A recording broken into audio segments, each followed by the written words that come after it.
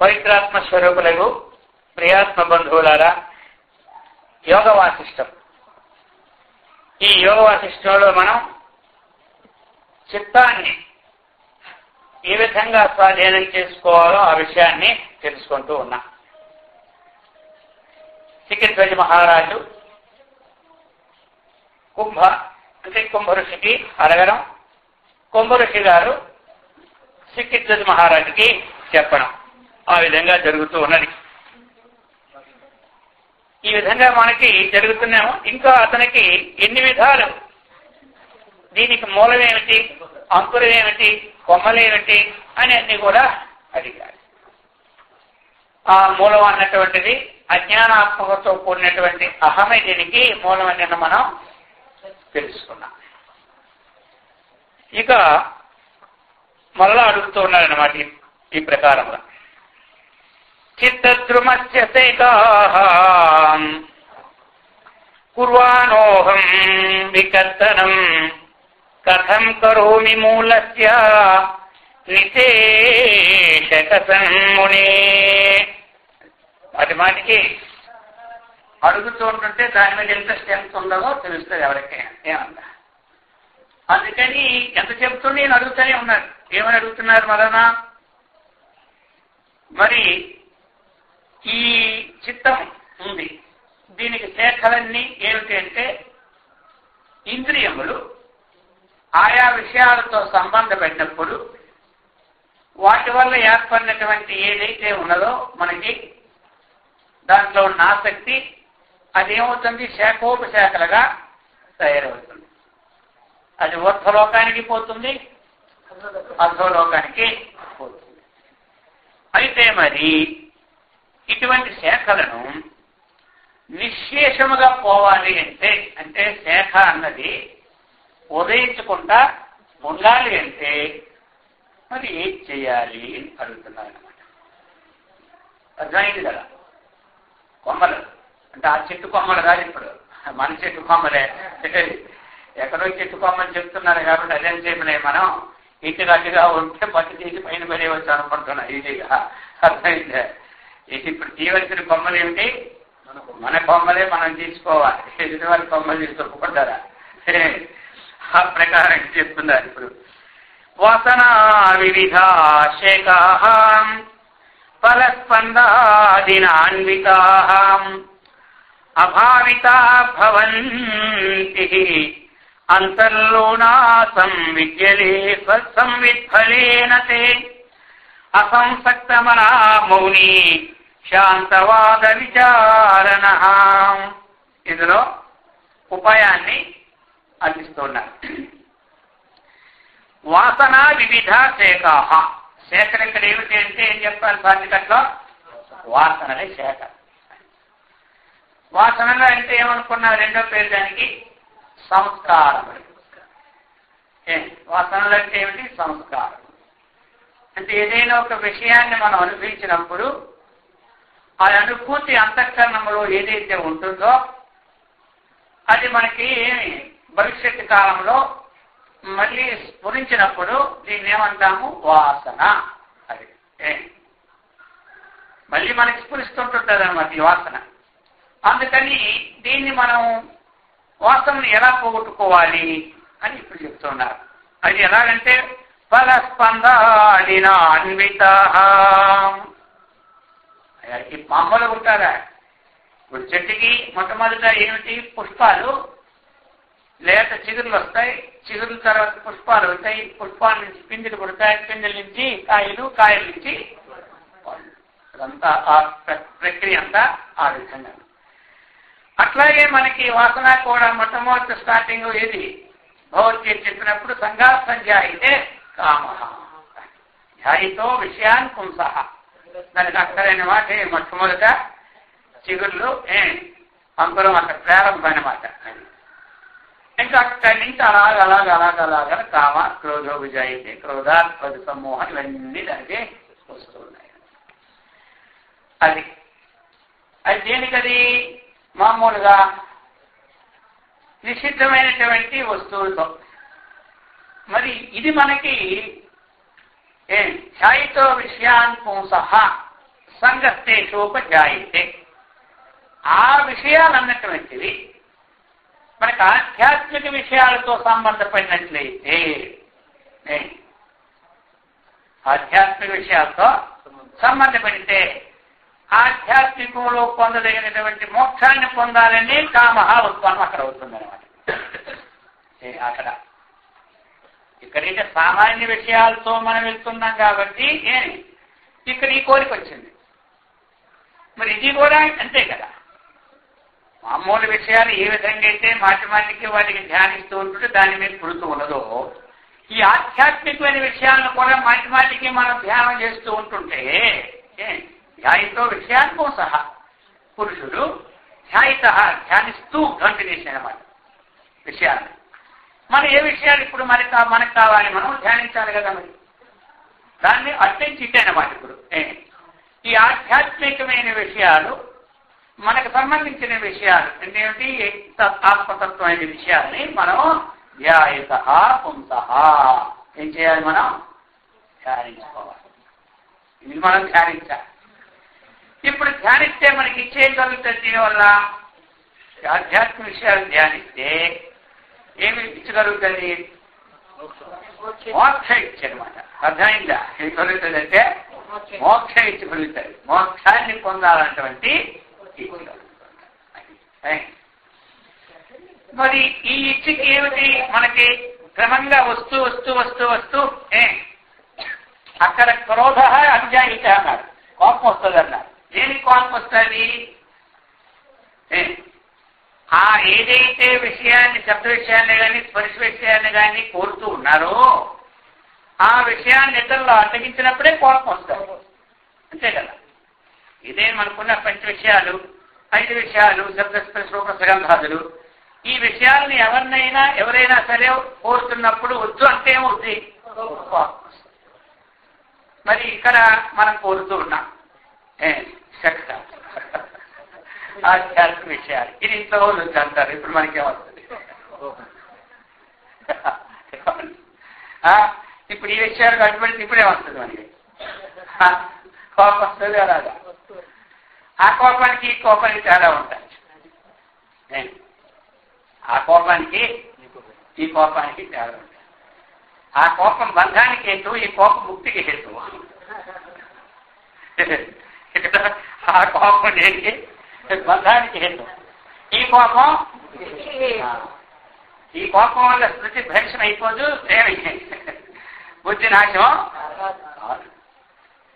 కాబట్టి అయితే ఇక్కడ కోపం అన్నటువంటిది రాదు. తాత్కాలికంగా వచ్చినా ఇందులో చెప్తున్నాడు వాద విచారణ. ఆ విచారణ బలంతోని కోపాన్ని తెచ్చుకోడు. అనుకుంటే అనుకోండి, విచారంలో తేలింది ఏమిటి? శరీరం నేను కాదు తెలిసిపోయింది కదా. కాబట్టి వారని శరీరానికి అంటున్నారు, ఆత్మకు అంటున్నారా అని ఎప్పటికప్పుడు సల్లాడుతుంటది.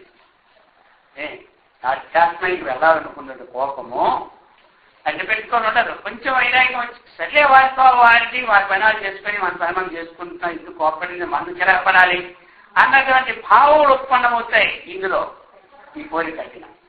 కాబట్టి మనకి ఈ క్రోధము మనకి క్రోధంగా మారు. స్కూల్లో టీచర్లు ఉన్నారు, పిల్లవాడు అల్లరి చేస్తారు, చదవడు, ఏదేదో చేస్తారు. ఎంత కోపం ఆయనకి? కోపం వచ్చి కర్ర పట్టుకొని కొట్టేస్తారు అన్నమాట. అర్థాన్ని పూర్వం ఎలా చెవు పట్టుకొని తిప్పేసేవారు, వేడి ఉంటుంది చెవు, అందుకని తిప్పేవారు. వాటిని దూషించేవారు. ఇంకేదో లోపల కోపం ఉందా? ఇంక వీళ్ళందరి లెక్కెట్టుకుని కూర్చుంటాడు, లెక్కెట్టుకుంటాడా? ఇది ఈ స్కూల్ నుంచి బయటికి దాడితే ఆ విద్యార్థి మీద ఉన్న కోపం ఆవిడ సంబంధమే. మళ్ళీ స్కూల్ అడుగుపెట్టినప్పుడే ఆయనకి సంబంధం ఏమంటారు. ఆ ప్రకారంగా ఈ కోపం అన్నటువంటిది మనకి ప్రతిబంధకాన్ని కలిగించదు. చల్లారించిన ఉపాయాన్ని అందుకుంటూ పోతుంది. అందుకు మనకి ఏ విషయాలని మనము ఆధ్యాత్మికమైనటువంటి సత్సంగాది ఈ భక్తికి సంబంధించిన విషయాలను కూడా మనము ధ్యాయత మాటిమాటికి అనుకుంటుంటేనే దాని మీదకి వెళ్ళాలని అనుకుంటుంటాం. దాని మీదకి వెళుతూ అక్కడి నుంచి మనము ఈ మంచిది నేను ఇప్పటి నుంచి కూడా ఒక చక్కనైనటువంటి మోక్షత్వాన్ని సంపాదించుకోవాలి అన్నటువంటి కోరిక ఈయనకి. ఇక ఆ కోరిక ఏం చేస్తూ ఉంటుంది, మోక్షగతి వరకు మనకి తీసుకుంటుంది. ఇవి శాఖోప శాఖలే, అవి శాఖోప శాఖలే. ఆ శాఖలేమో అధోముఖానికి పోతున్నాయి, ఈ శాఖలేమో ఊర్ధ్వముఖానికి పోతున్నాయి. ఇవి చిత్తవృత్తులే, అవి చిత్తవృత్తులే. అర్థమైంది కదా, ఇవి చిత్తవృత్తులే, అవి చిత్తవృత్తులే.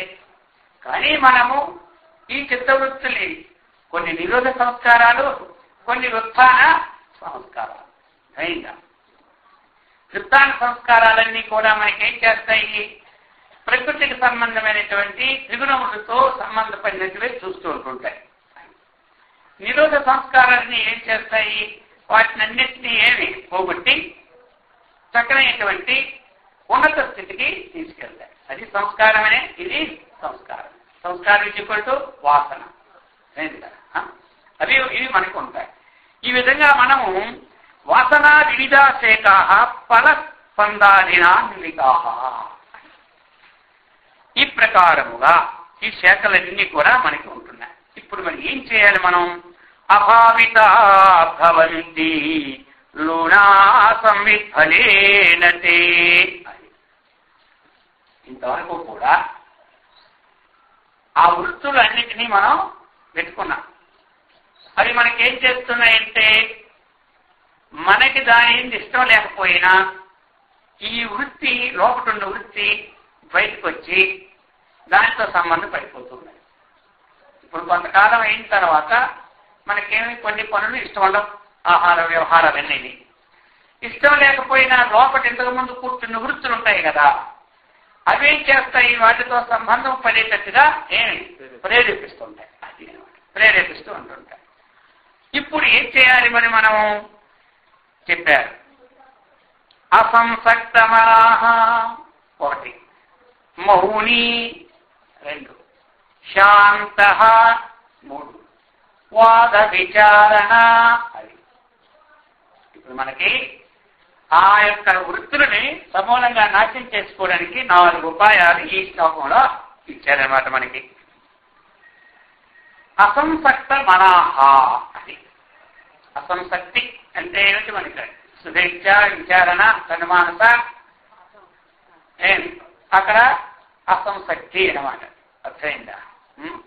అందులో కూడా అసంసక్తి అని ఉంటుంది భూమిక. ఇప్పుడు మనం ఏం చేయాలి, అసంసక్త మనాహ, దీన్ని సంసక్త మనాహ. ఇంతకు మూడు. సంసక్తం అంటే సమ్యక్ సక్త, సంసక్త. సక్త అంటే ఆసక్త, సమ్యక్ అంటే బాగుగా ఆసక్త, సంసక్త. నా ఆసక్త అసంసక్త, దాని పూర్తిగా లేకుంటుంది. ఇది ఎలా వస్తుంది అంటే వాద విచారణ. అసంసక్త మనస్సు కావాలి అంటే వాద విచారణ. అర్థమైంది? ఏముండాలి? వాద విచారణ. వాదం అంటే జల్పవాదము, ఇక్కడ వితండవాదము కాదు. తత్వ నిర్ణయ ఆరంభవాదం కావాలి మనకి. ఇక్కడ వాదం అంటే జల్పము, వితండం. ఈ ప్రకారంగా కాదు. తత్వ విచారణ, అధ్యాత్మ జ్ఞానిత్వం తత్వజ్ఞానార్థ దర్శనం. ఏతజ్ఞానమితి ప్రోక్తం యథతో అన్యథా. జ్ఞానమితి ప్రోక్తం ఏం చెప్పారు? తత్వార్థమే జ్ఞానం. అందుకని ఇక్కడ వాద విచారణ అని. ఇక్కడ వాద అంటే ఏమిటి? ఆత్మక సంబంధ వాద విచారణ. అది ఏంటి? వాదం పెట్టుకున్నామంటారు, ఆ వాదాలు కావు. వారి గురించి వాదం ఏమిటి పెట్టుకున్నారు? ఎవరితో వాదాలే, తనకు తానే వాదం. దీని సాక్షి తనకు తానే. మన లోపల ఏమిటి ఆలోచిస్తుందో దీనికి సాక్షి ఎవరు? ఏ కోర్టు వాళ్ళైనా దీని సాక్షి చెప్పగలరా? తన బయట చేసిన పనులకి ఒకటి కొట్టాడు, తిట్టాడంటే ఇది సాక్షి చెప్తాడే కానీ తాను అంతక్కడ వినాలుగానే ఇతరులు తిరుగుతూనే ఉంటుంటాడు, ఇతరులు దూషిస్తూనే ఉంటాడు, ఇతరులు చెడిపోవాలని కోరుతూనే ఉంటాడు. దీనికి సాక్షి ఎవరు? ఆయన చెప్తాడు, ఆయన అంతఃకరణంలో రోజు నాకు అనుకుంటున్నానండి చెప్పాను. కొన్ని కోర్టు వేసేది అనుకోండి. ఇప్పుడు ఆయన అంతఃకరణంలో రోజు నన్ను అంటానంటే ఇప్పుడు జడ్జి ఇది అంతకాలం చదువుకోవాలి మళ్ళీ ఇది చదువుకు అయిపోయింది 10 ఏళ్ళు ఆ చదువుకి ఇంకొక 50 ఏళ్ళు ఖర్చు పెట్టారా కాబట్టి దీనికి సాక్షి ఎవరు తనకు అనే సాక్షి ఇంకొక సాక్షి లేదు అది అందుకే కొంతమంది ఆత్మసాక్షిగా చెప్పట్టారు వీళ్ళు చెప్తారు భగవద్గీత పట్టుకుంటా అశ్వత్థామద కుంజర అంటది అర్థమైంది కదా ఇది ఆత్మసాక్షి అనాత్మసాక్షి అందుకని ఆత్మసాక్షి అంటే ఎవరికి వాడే మన వృత్తులు ఎన్ని ఉన్నాయో ఎన్ని పోయినాయో అయితే మన ఆ వృత్తి ఉన్నది అని తెలుసుకోవడం ఇంకో దాని వల్ల మనకి తెలియదు మనలో ఉన్న వృత్తి ఉన్నది అని తెలుసుకోవాలంటే ఒక వాద విచారణే కానీ విచారం లేకుండా ఎవరిలో ఏ వృత్తులు ఉన్నాయో వారికి ఎవరికి అర్థం ఎందుకంటే తనకు ఉన్నటువంటి అహం తాదాత్మ్యాభిమానం చెందిపోయి తనకి ఏవైతే ఉన్నాయో అవన్నీ తనవే మంచివి అనుకుంటారు ప్రతి వాళ్ళు అవన్నీ ఏమనుకుంటారు మంచివి అనుకుంటారు అంతే కరెక్ట్ దానికి తేడా లేదంటారు ఇది తేడా ఎప్పుడు మరి సంఘంలో మనము నడవడికలోను కొంతమంది నడవడికలో కూడా అతి వినయంగానే ఉంటారు అతి వినయం దోస్త లక్షణాలు ఉంటుందన్నమాట దాన్ని పెట్టుకొని కనిపెట్టి అది కూడా కొంతమంది కనబడతారు దేవాలయం జరిగి వెనక్కలా విప్పు చూపెట్టుకుని వెనక్కి వెళ్తుంటారు పెద్దవాళ్ళు వచ్చినప్పుడు కూడా ఇప్పుడు ఏమిటి మరి వాళ్ళు వచ్చి పక్కన తప్పుంటారు పక్కన కూర్చున్నట్టు ఉంటారు కదా మరి ఇప్పుడు మరి అది అంతఃకరణంలోనూ బాకీ ఒకటైనా రెండైనా తెలుసుకుని అట్లా దీన్ని ఎవరికి వారే సముదాయించుకోవాలి కానీ ఇంకొకరు దీనికి అందుకని మరి ఇది చెప్పిన వరకే ఆచరణ మరి ఎవరిది వారే అంటే డైరెక్ట్ గా గురువులు కానీ ఉపన్యాసకులు కానీ దేవుడు కానీ ఆ వృత్తిని సాధన పెట్టరు ఈ గడియారం తీసి ఇక్కడ పెట్టేటట్టుగా డైరెక్ట్ గా మన అంతఃకరణంలో ఉన్నటువంటి ఏ వృత్తులు అయితే ఉన్నాయో ఈ వృత్తులు ఎవరు తీసుకెళ్ళి అక్కడ పెట్టలేదు వృత్తి యొక్క స్వరూపాన్ని నిరూపిస్తూ ఆ వృత్తి ఉన్నందువల్ల వచ్చిన అనర్థాన్ని నిరూపించడం జరుగుతుందన్నమాట శాస్త్రం కానీ గురువులు కానీ దేవుడు కానీ జరిగింది దేవుడైనా అంతేనే అంటే దేవుడు అంతే కాబట్టి దేవుడు అక్కడే కూర్చుంటాడు ఆయన కూడా ఏం చెప్పాలి దేవుడు ఇప్పుడు దేవుడి దగ్గరికి వెళ్ళి కొబ్బరికాయలు కొడుతున్నారు దక్షిణావతారం చేస్తూ ఉన్నారు మందిరంలో చక్కగా అన్ని పెడుతూ ఉన్నారు చూశారు ఇప్పుడు ఈ పెడుతున్నారు కానీ మీ పెట్టినటువంటి వాళ్ళకి 66 వృత్తులు అనుకున్నాం ఆయన ఒక్కరోజు చెప్పాడు అనుకోండి మొదలెట్టి అనుకోండి ఈయన పెడితే ఏది లాభం మీ అంతఃకరణలో వృత్తులు తీసుకోకూడదా ఒక్కరోజు గబాన్ని మాట్లాడేసి అనుకోండి దేవుడు గుళ్ళడు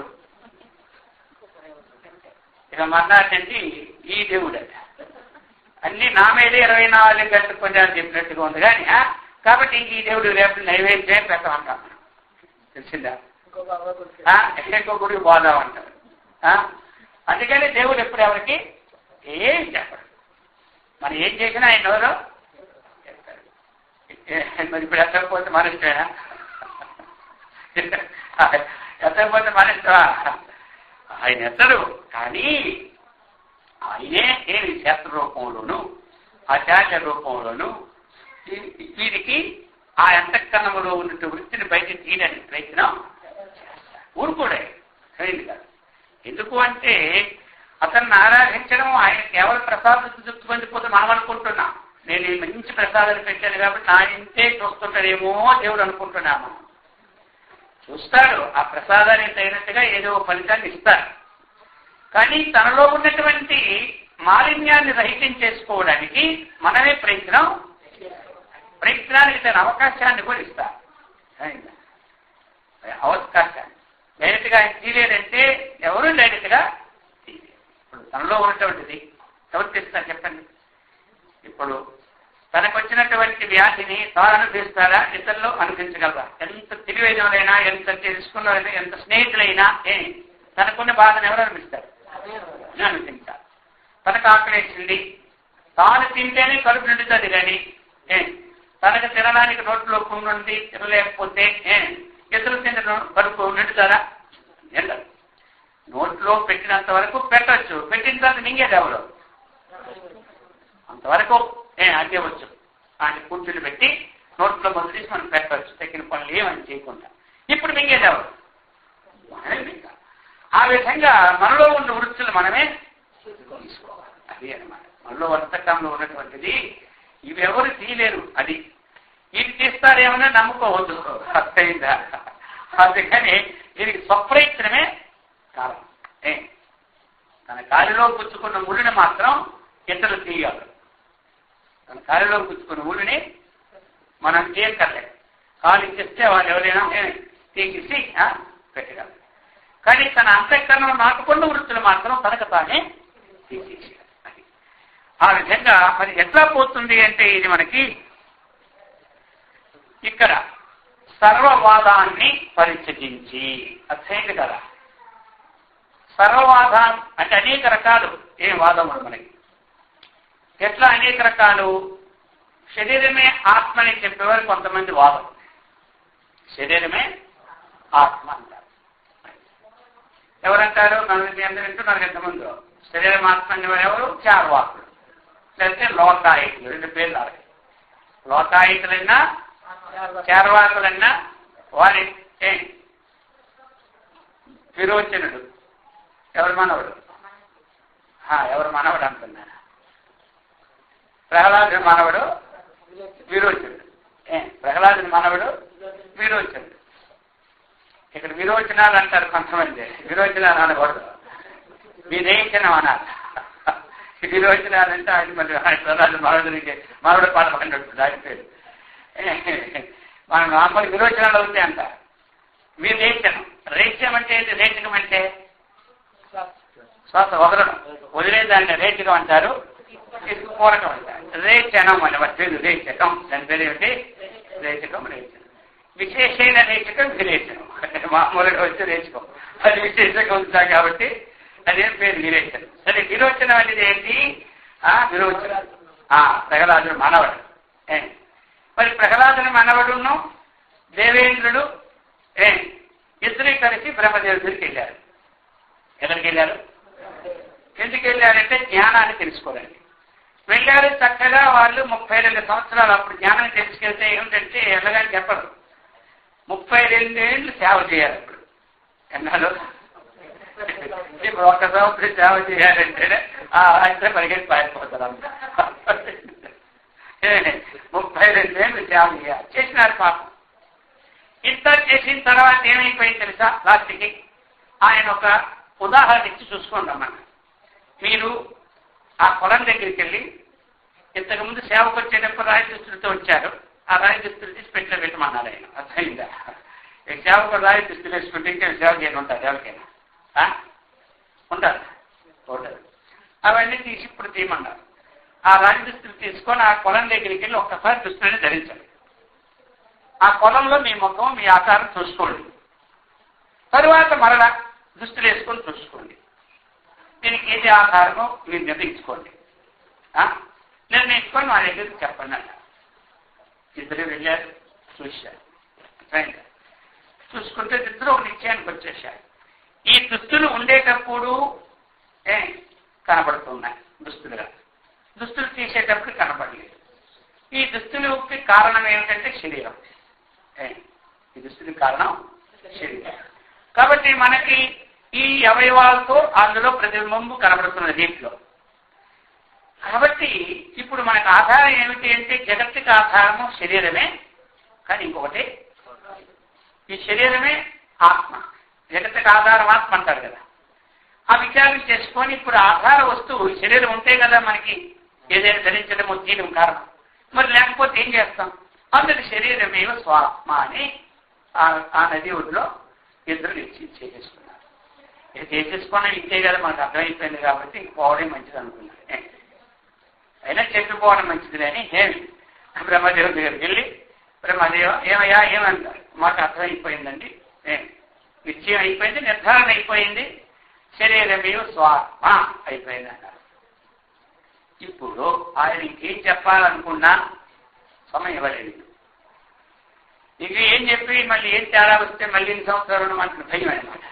అర్థం ఇప్పటికే 32 ఏళ్ళు అయిపోయింది. ఇక అందుకని ఇద్దరు వెళ్ళిపోయిన తర్వాత ఈయన చెప్పేశారు విరోచనుడు. ఈయన రాక్షస లోకానికి ఈయన పోయేటప్పుడు అందరితో అన్ని పేపర్లో పెట్టేశారు. ఆ రోజు ఈనాడు తపస్సు చేసిన సారం ఏమిటంటే శరీరమేవ స్వాహ. కాబట్టి శరీరాన్ని చక్కగా చూసుకోవాలన్నారు. మరి అక్కడి నుంచి ఏమైంది వాదం? శరీరమే ఆత్మని వాదం బయలుదేరిపోయింది. దానికి సంబంధించిన శాఖోపశాఖలే శర్వాత్మకం బయలుదేరింది. అయితే దేవేంద్రుడు కాస్త ఏమి తత్వగుణం కాబట్టి ఏదో తంటాలు పడి దేవలోకం వెళ్ళకుండా విచారణ చేసుకొని శరీరం పోతే ఇంకోటి ఉంటారు కదా. మరి శరీరం ఆత్మ అనుకుంటే ఎల్లప్పుడు ఉండడం లేదు కదా, ఇది కాల్ చేస్తున్నాం కదా, ఇంకేది ఉండాలో అలాగే 2 సార్లు 3 సార్లు తిరిగి విచారణ చేసుకుని చివరికి ఆయన జ్ఞానాన్ని పొందాడు. ఈయనేం చేశాడు? ఆఖరికి ఇది ఇలాగా ఈ రకంగా శరీరమే ఆత్మని కొంతమంది అంటారు, ఇంద్రియాలే ఆత్మని మరికొంతమంది అంటారు, మనస్సే ఆత్మని మరికొంతమంది అంటారు, బుద్ధే ఆత్మని కొంతమంది అంటారు. పుట్టి శరీరం ఏం చేస్తారు? ఇంద్రియాలు లేకపోతే శరీరం ఒక్కరికి నిండి రాగలదా? కాబట్టి ఇంద్రియాలు ఉండబట్టే కదా. ఇంద్రియాలు ఏం చేస్తాయి? మనస్సు లేకపోతే మనస్సు ఇంద్రియంతో సౌలభ్యం అయినప్పుడే కదా విషయాలు తెలుస్తున్నాయి అనుకుంటారు. మనస్సుకి ఏం పావుంది? బుద్ధి నిర్ణయిస్తే కదా మనస్సు పొందు అన్నది. కాబట్టి బుద్ధే ఆత్మని కొంతమంది అంటారు.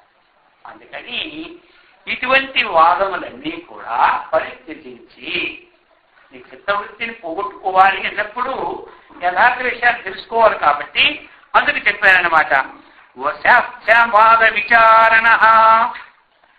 అప్పుడు మనకి ఏదైతే జగత్తుకు ఆధారమో ఆ ఆత్మ యొక్క విచారణ మనకి ముఖ్యం. ఎప్పుడు ఆత్మ విచారణ కలిగిందో అప్పుడు ఏమైతుంది? శాంత. మన మనస్సు చిత్తము శాంతము. శాంతిం నిర్వాణ పరమం మత్ సంస్థాం అధిగచ్చతి. అయింది కదా, చెప్పారు కదా. శాంతిం నిర్వాణ పరమాం శాంతిం. నిర్వాణం అన్నటువంటి ఉత్కృష్టమైనటువంటి శాంతిని ఎక్కడ? మత్ సంస్థాం. ఆ శాంతి ఏమిటిది? మత్ నా యొక్క సంస్థ అన్నమాట. నా యొక్క సంస్థ. సంస్థ అంటే ఒకటి కాదు కదా, సంస్థ పేరు ఎప్పుడు వస్తుంది? ఒక్కరుంటే సంస్థని అనరు, అనేకమంది ఉంటేనే సంస్థ, సంఘము అంటాం. సంస్థ, సంస్థానము, పలాని జగద్గురు సంస్థానము, అలాంటి పలాని సంస్థానము అంటాం కదా. మరి సంస్థానం అంటే అలాగా మత్ సంస్థ అంతటా వ్యాపించినటువంటి ఏదైతే ఉన్నదో అటువంటి స్వరూపమే మత్ సంస్థాం అధిగచ్చతి. అతను చక్కగా పొందుతున్నాడు. ఇక్కడ శాంతి పదానికి మోక్ష పదానికి భిన్నమా అభిన్నమా అంటే భిన్నము కాదు. నిర్వాణ పరమాం శాంతి. ఆ నిర్వాణం అన్నా శాంతి అన్నా ఒకటే. ఏషా బ్రాహ్మీ స్థితి పార్థ నైనాం ప్రాప్య విముఖ్యతి స్థిత్వా శ్యామంత కాలేపి బ్రహ్మ నిర్వాణం. బ్రహ్మ నిర్వాణం అన్నా ఏమి, శాంతి అన్నా ఒక్కటే. అందుచేత అప్పుడు మనకేమవుతుంది? శాంతమవుతుంది. శాంతమైనప్పుడు ఏమవుతున్నా మనం? మరి మౌని. మౌని ఎప్పుడు శాంతంలోనే. ఎప్పుడు శాంతమైనా అప్పుడు మనం మౌనం అయిపోతాం. అది శాంతం లేకపోతే మాత్రం మౌనం ఉంటారా? ఉండగలరా? పాపం ఇచ్చిన వాడు మౌనం ఉండమంటే వారి జీవితంలో మౌనం ఒకటో లేదు. వాడు ఇక వాడు పని చేయడం వరకు నిద్రే పట్టదు. అందుకని చెప్పినారే అది అవును. అందుకు శాంతి. శాంతి రావాలి అంటే ఏదే మార్గంగా రాదు. ఏమి తెలుసుకోదగినది తెలుసుకున్నప్పుడే శాంతి కలుగుతాయి. అప్పుడే మనకి మౌనం. మరి మౌనం అంటే అర్థం ఏమిటి? మరణాస్థితి ముని. మునేర్భావం మౌనం. మరణం చేస్తున్న వారిని అందరినీ ఏమంటారు? మునులా. ఆ ముని ఆ భావం ఉండడమే మరణం. ఏది మరణం చేస్తుంటే వాళ్ళందరూ మునుడే. మరణాత్మౌని అన్నారు కాబట్టి లోక వ్యవహారాన్ని మరణం చేసిన వారు కూడా మనే లెక్క. ఉత్తర తప్ప తీసుకుంటే మరణార్థి ముని అన్నారు కదా, ఏది మరణం చేస్తుంటే వాళ్ళందరూ అదనమాట. అయితే ఇక్కడ మనకి మోక్ష మార్గానికి కావలసినటువంటిది మనం తీసుకుని ఈ ముని భావం మౌనం అనమాట. అందుచేత మౌనం అది అసంసక్త మనః అంటే ఏంటి? సంసక్తమైనటువంటి చిత్తము కాకూడదు. ఏదైతే మనకి పోతూ ఉన్నదో దాన్ని ఇప్పుడు ఏం చేయమన్నా ఇతను అభావిత. ఇంతకు ముందు నీ చిత్తం వెళ్ళిపోతున్నప్పుడు గౌరవించాలి. నీకు తెలియకుండా పోతుంది, తెలిసిపోతుందో దాన్ని చాలా గౌరవప్రదంగా చూసుకున్నావు. ఇప్పుడు నువ్వు ఏం చేయాలి? అభావిత అని.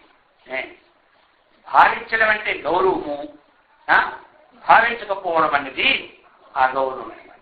అర్థమైందా? ఇప్పుడు ఈ గౌరవాన్ని ఇవ్వాలా అగౌరవాన్ని ఇవ్వాలా? మనం ఎవరికి? ఇంట్లో వచ్చిన వారికి కాదు. ఇప్పుడు మాటలో మళ్ళీ అక్కడికి వెళ్ళిపోతారు. ఇంట్లో వచ్చిన వారికి గౌరవం ఇవ్వాలి. అర్థమైందా? ఇప్పుడు అర్థమవుతుంది ఆ భాష. గౌరవం ఇంట్లోకి వచ్చారు, వాళ్ళకి అగౌరవం ఇస్తే ఉంటుందా? మన పేరు వెంటనే అన్ని వీధులు వెళ్ళిపోతుంది. కాబట్టి వాళ్ళు రాగానే మంచినీళ్ళు, పాలు, మజ్జిగో ఇవ్వాలి. ఇప్పుడు దేనికి? ఇంతకు ముందు చిత్తము శబ్దాది విషయములతో సంబంధపడినప్పుడు అత్యధికమైన గౌరవాన్ని మనం ఇచ్చినాం. అత్యధికమైన గౌరవాన్ని ఇచ్చాం. అందుకే అవి చక్కగా మనం అయవి ఆక్రమించుకున్నాయి. అవి మనం చక్కగా ఆక్రమించుకున్నాయన్నమాట.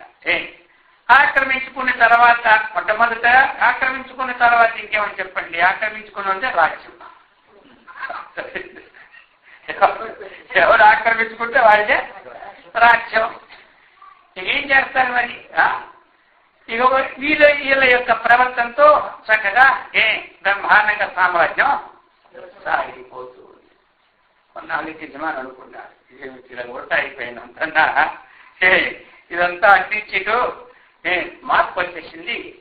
ఇప్పుడు మనము మన రాజ్యాన్ని ఇతరులకు ఒప్పచెప్పి మనం బంటులా కూర్చోవలసిన కర్మ పట్టింది.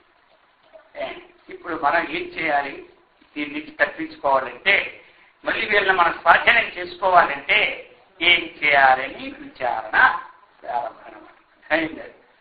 మరి విచారణ ఎప్పుడైతే ప్రారంభించారో, విచారణ లేకముందు విచారణ అయిన తర్వాత తేడా ఉంటుంది. ఇప్పుడు ఒక వ్యక్తి వస్తూ ఉన్నారు, ఆ వ్యక్తి దేనికి వస్తూ ఉన్నారా అనేది మనకి మొట్టమొదటి తెలియదు. వచ్చినప్పుడల్లా ఏదో ఒక వస్తువు అడుగుతూ ఉన్నారు, లేదా అరక్కో పట్టుకుపోతూ ఉన్నారు అనుకోండి. ఇలా కొంతకాలం అయిన తర్వాత ఏం చేస్తాడు?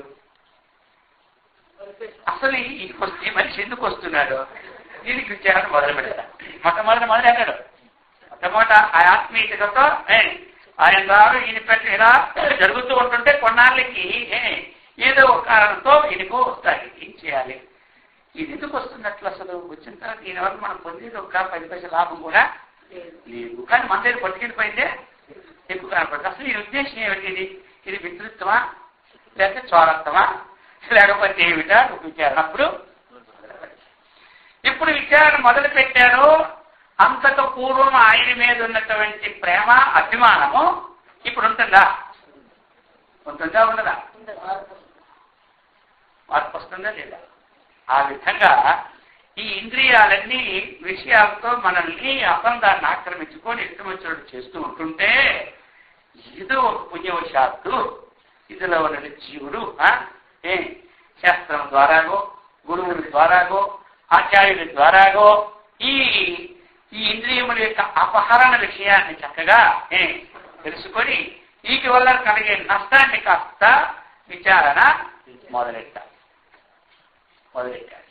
ఇప్పుడు మొదలెట్టేటప్పుడు ఇక ఇవి ఉన్నాయి కదా, తనది స్వరాజ్యానికి పూర్వంలాగానే ప్రవృత్తి అవుతున్నాయి. ఏవి? ఈ ఇంద్రియాలు ఆ వృత్తులతో పోతూ ఉన్నాయి. కానీ లోపల ఉన్నవాడు వాటితో ఇప్పుడు ఏకత్వాన్ని పొందడానికి ఒప్పుకోవడం. కాబట్టి లాగుతున్నాయి, ఇది లాగుతున్నాడు. ఇక్కడ కురుక్షేత్ర సంగ్రామం ప్రారంభమైంది. ఎక్కడ? లోపల ఏమైంది? కురుక్షేత్ర సంగ్రామం ప్రారంభం అయిపోయింది అనమాట. ఇప్పుడు సంగ్రామం ప్రారంభించిన తర్వాత మధ్యలో వదిలిస్తే మొత్తం పక్క వాళ్ళే రాజ్యం అయిపోతుంది. ఈ సంగ్రామంలో జయిస్తే వాడు వీడికి పుష్పం అవుతారు, లేకపోతే వీరు ఇప్పుడు ఏం చేయాలని మన వారికి పుష్పం అయిపోవాలా, వారిని మన వస్తుంది తెచ్చుకోవాలి. ఇప్పుడు మనం రాజ్యానికి వచ్చారు పక్క వాళ్ళు ఆక్రమించుకోవడానికి, యుద్ధం చేయాలన్నారు. యుద్ధం చేయాలి అన్నప్పుడు మన రాజుగారు ఊరుకుంటే యుద్ధం వద్దంటే ఇప్పుడే ఉంది, వాళ్ళు ఆక్రమించుకుంటారు. యుద్ధం చేసిన తర్వాత ఓడిపోతే వాళ్ళు ఆక్రమించుకుంటారు. యుద్ధం చేసిన తర్వాత గెలిస్తే కదా వాళ్ళు దీనికి సాధన అవుతారు. ఇప్పుడు గెలిస్తే కదా వాళ్ళు దీనికి సాధన అవుతారు. మరి ఆ ఓటమి గెలుపుల్లో ఇప్పుడు మనం ఎంతవరకు అన్నటువంటిది ప్రయత్నం చేస్తూ ఉంటున్నాం. ఎందుకు అంటే అవి అలసిపోయి ఓడాలి కానీ మనం అలసిపోయావా ఇక మొత్తం రాజకీయ తెలుస్తుంది అందరికీ విషయమా. అందుకని ఈ ప్రకారంగా శాస్త్రాన్ని పట్టుకోవాలనుకున్నాం, విచారణ చెయ్యాలి అనేమాట. అందుకు చెప్పా ఏ విధంగా పూర్తిగా నిర్మూలన అవుతాయని అడిగారు కదా. మరి అంటే అనేకమైనటువంటి అసత్యమైనటువంటి వాద విచారాన్ని విడిచిపెట్టి సత్యవస్తువు యొక్క వాదాన్ని చక్కగా తీసుకుంటూ దాని ద్వారా మనకి మనస్సుని శాంతిని పరికల్పుతూ ఏదైతే విచారణ చేసావో వాటి యొక్క విషయాన్ని మననం చేసుకుంటూ ఇంతకు పూర్వం ఉన్నటువంటి వస్తువు విషయాలతో ఉన్నదానికి భావితం చేయకుండా అభావితం ఎప్పుడు ఉంటాయి. ఒక విషయం మనకు వచ్చింది, అభావితానికి భావితానికి తేడా ఏమిటంటే ఇప్పుడు ఆ విషయం కోరేటప్పుడు ఆ విషయాన్ని ఆ ఇంద్రియానికి ఇవ్వలేదనుకోండి, అప్పుడు అభావితమా భావితమా? అభావితం. ఆ విషయం ఇంద్రియానికి ఆ విషయం ఇష్టమైంది, భావితమైంది. ఇంద్రియానికి ఆ విషయం ఇవ్వకపోతే ఇవ్వకపోతే వదులుకుంటారా? ఏదో మన కోపంతోనో భయంతోనో దాంతోనో దీంతో ఇవ్వలేదు, ఇవ్వకుండా కూర్చొని ధ్యానంలో కూర్చుని పై నీకు ఇవ్వలేదని అది ఊరుకుంటుందా? ఇక్కడికి వచ్చి మనల్ని పట్టుకోండి. అర్థమైందా?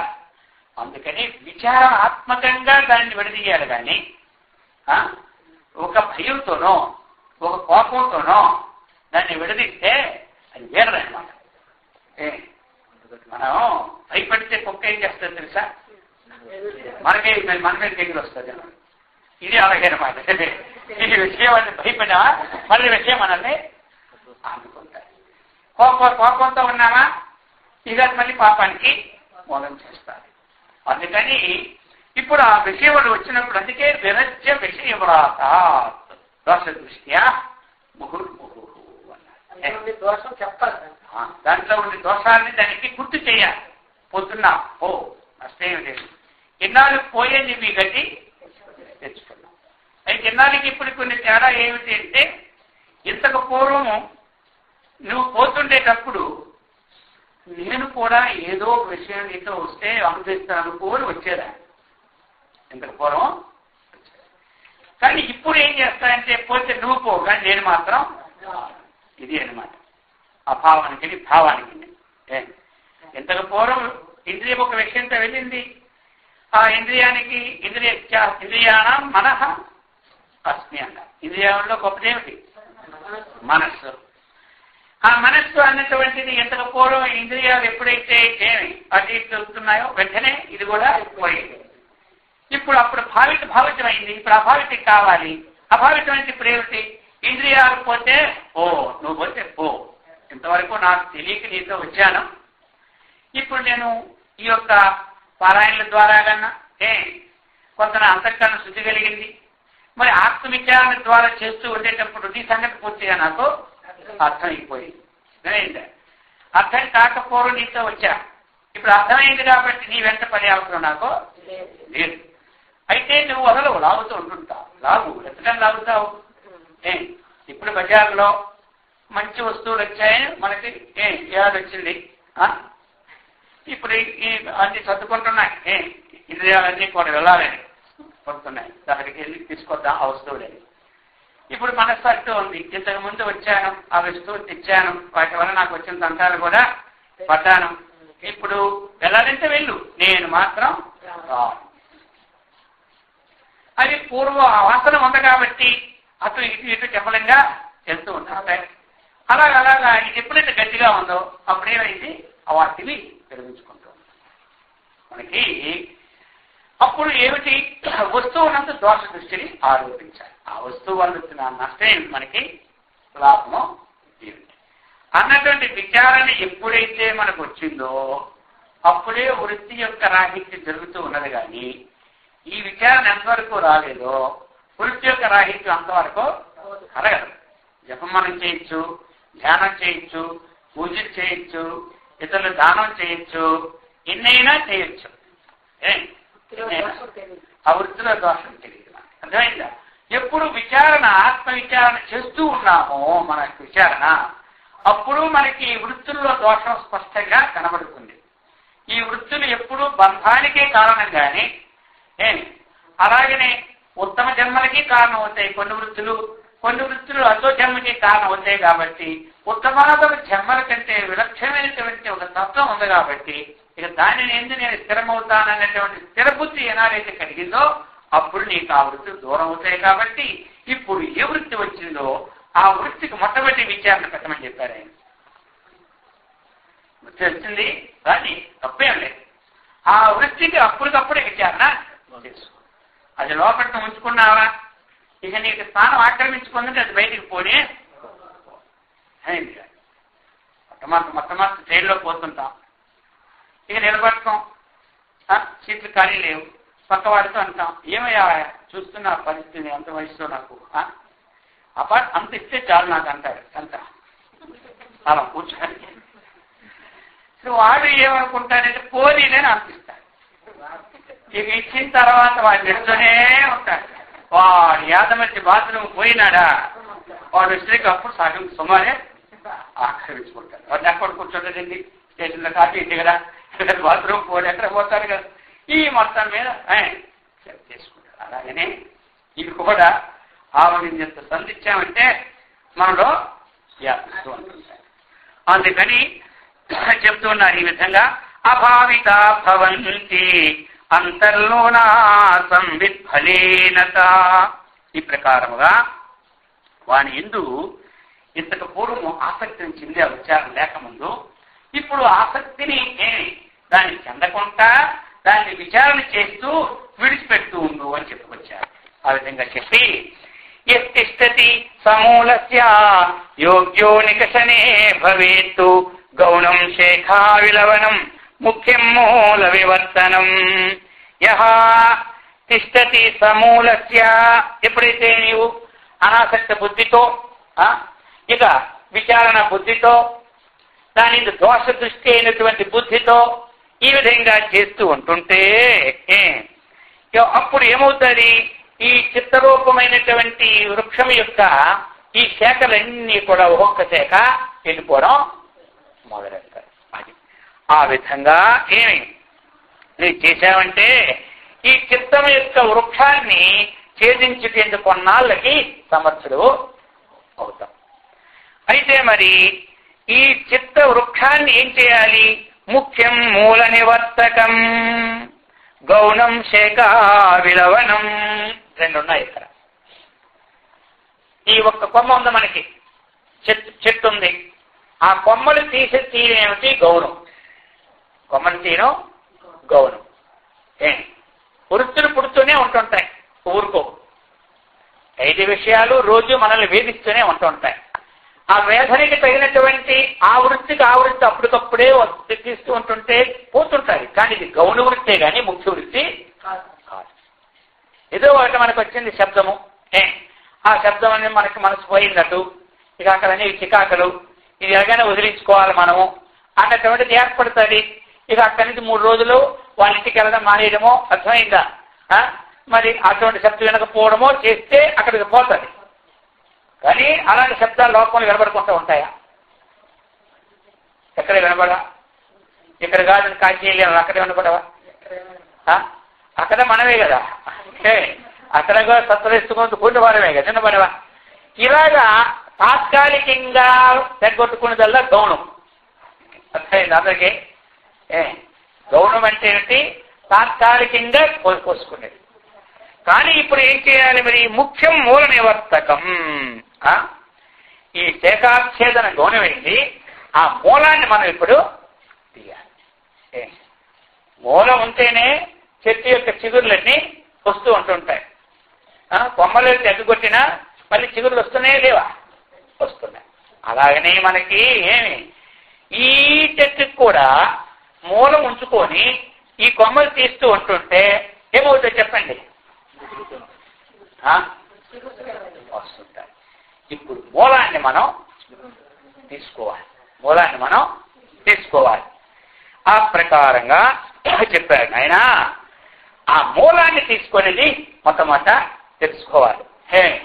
మూలాన్ని చిత్తవృక్షస్యతేన త్వం మూలకాశపరో భవాం ముఖ్యత్వేన మహాబుద్ధే మూలదాహమలం కురు చిత్తకంటక ఖండస్య భవత్యేవం అచిత్తతాం చెప్తున్నారు. ఇప్పుడు ఏం చేసుకోవాలి? అచిత్తత్వాన్ని సంపాదించుకోవాలి. అచిత్తత్వం. చిత్తత్వము అంటే వృత్తికి అనుకూలంగా మనసు పోతూనే ఉంటుంటారు. దీన్ని అచిత్తత్వం. అదే మనస్సుని తీస్తేమంటాం అమనస్కం అంటాం. మన మనస్కము అన్నటువంటిది మనోవృత్తి ప్రవాహంలో పోవడం. అది పోకుండా ఉన్నది ఏమిటి? అమనస్కం.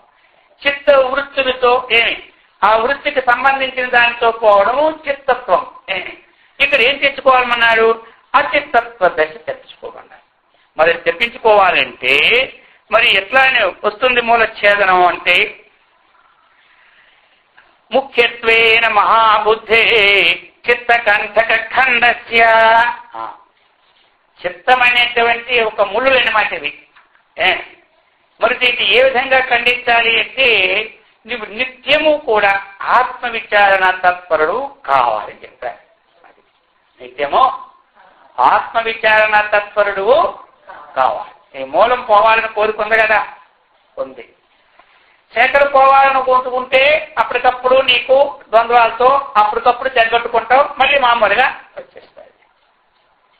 ఇప్పుడు ఒక వ్యక్తి మనకి విరోధం అనుకున్నాం, సరే ఇక ఆ వ్యక్తితో మాట్లాడడం మానుకుందాం అనేసుకున్నాం. జీవితంలో అయిపోయి మార్చుకున్నాం. ఇక పోయిందా మనకి మూలం? పోయిందా? ఇంకా అలాంటి వ్యక్తికి దగ్గర మళ్ళీ తప్పడే. ఇక ఎన్ని ఇలాగ ఎంతమంది వ్యక్తులు వదులుకోవాలి? ఇలాగా 1000 మంది వ్యక్తులు వదులుతూ ఉంటున్నా 1000 శాఖల్ని తీయడం అయింది, కానీ ఇది మూలాలు తీయడం కాదు. అందుకని చెప్తున్నా అన్నమాట, నీవు ఆత్మవిచారణ పరాయణుడు కావాలి.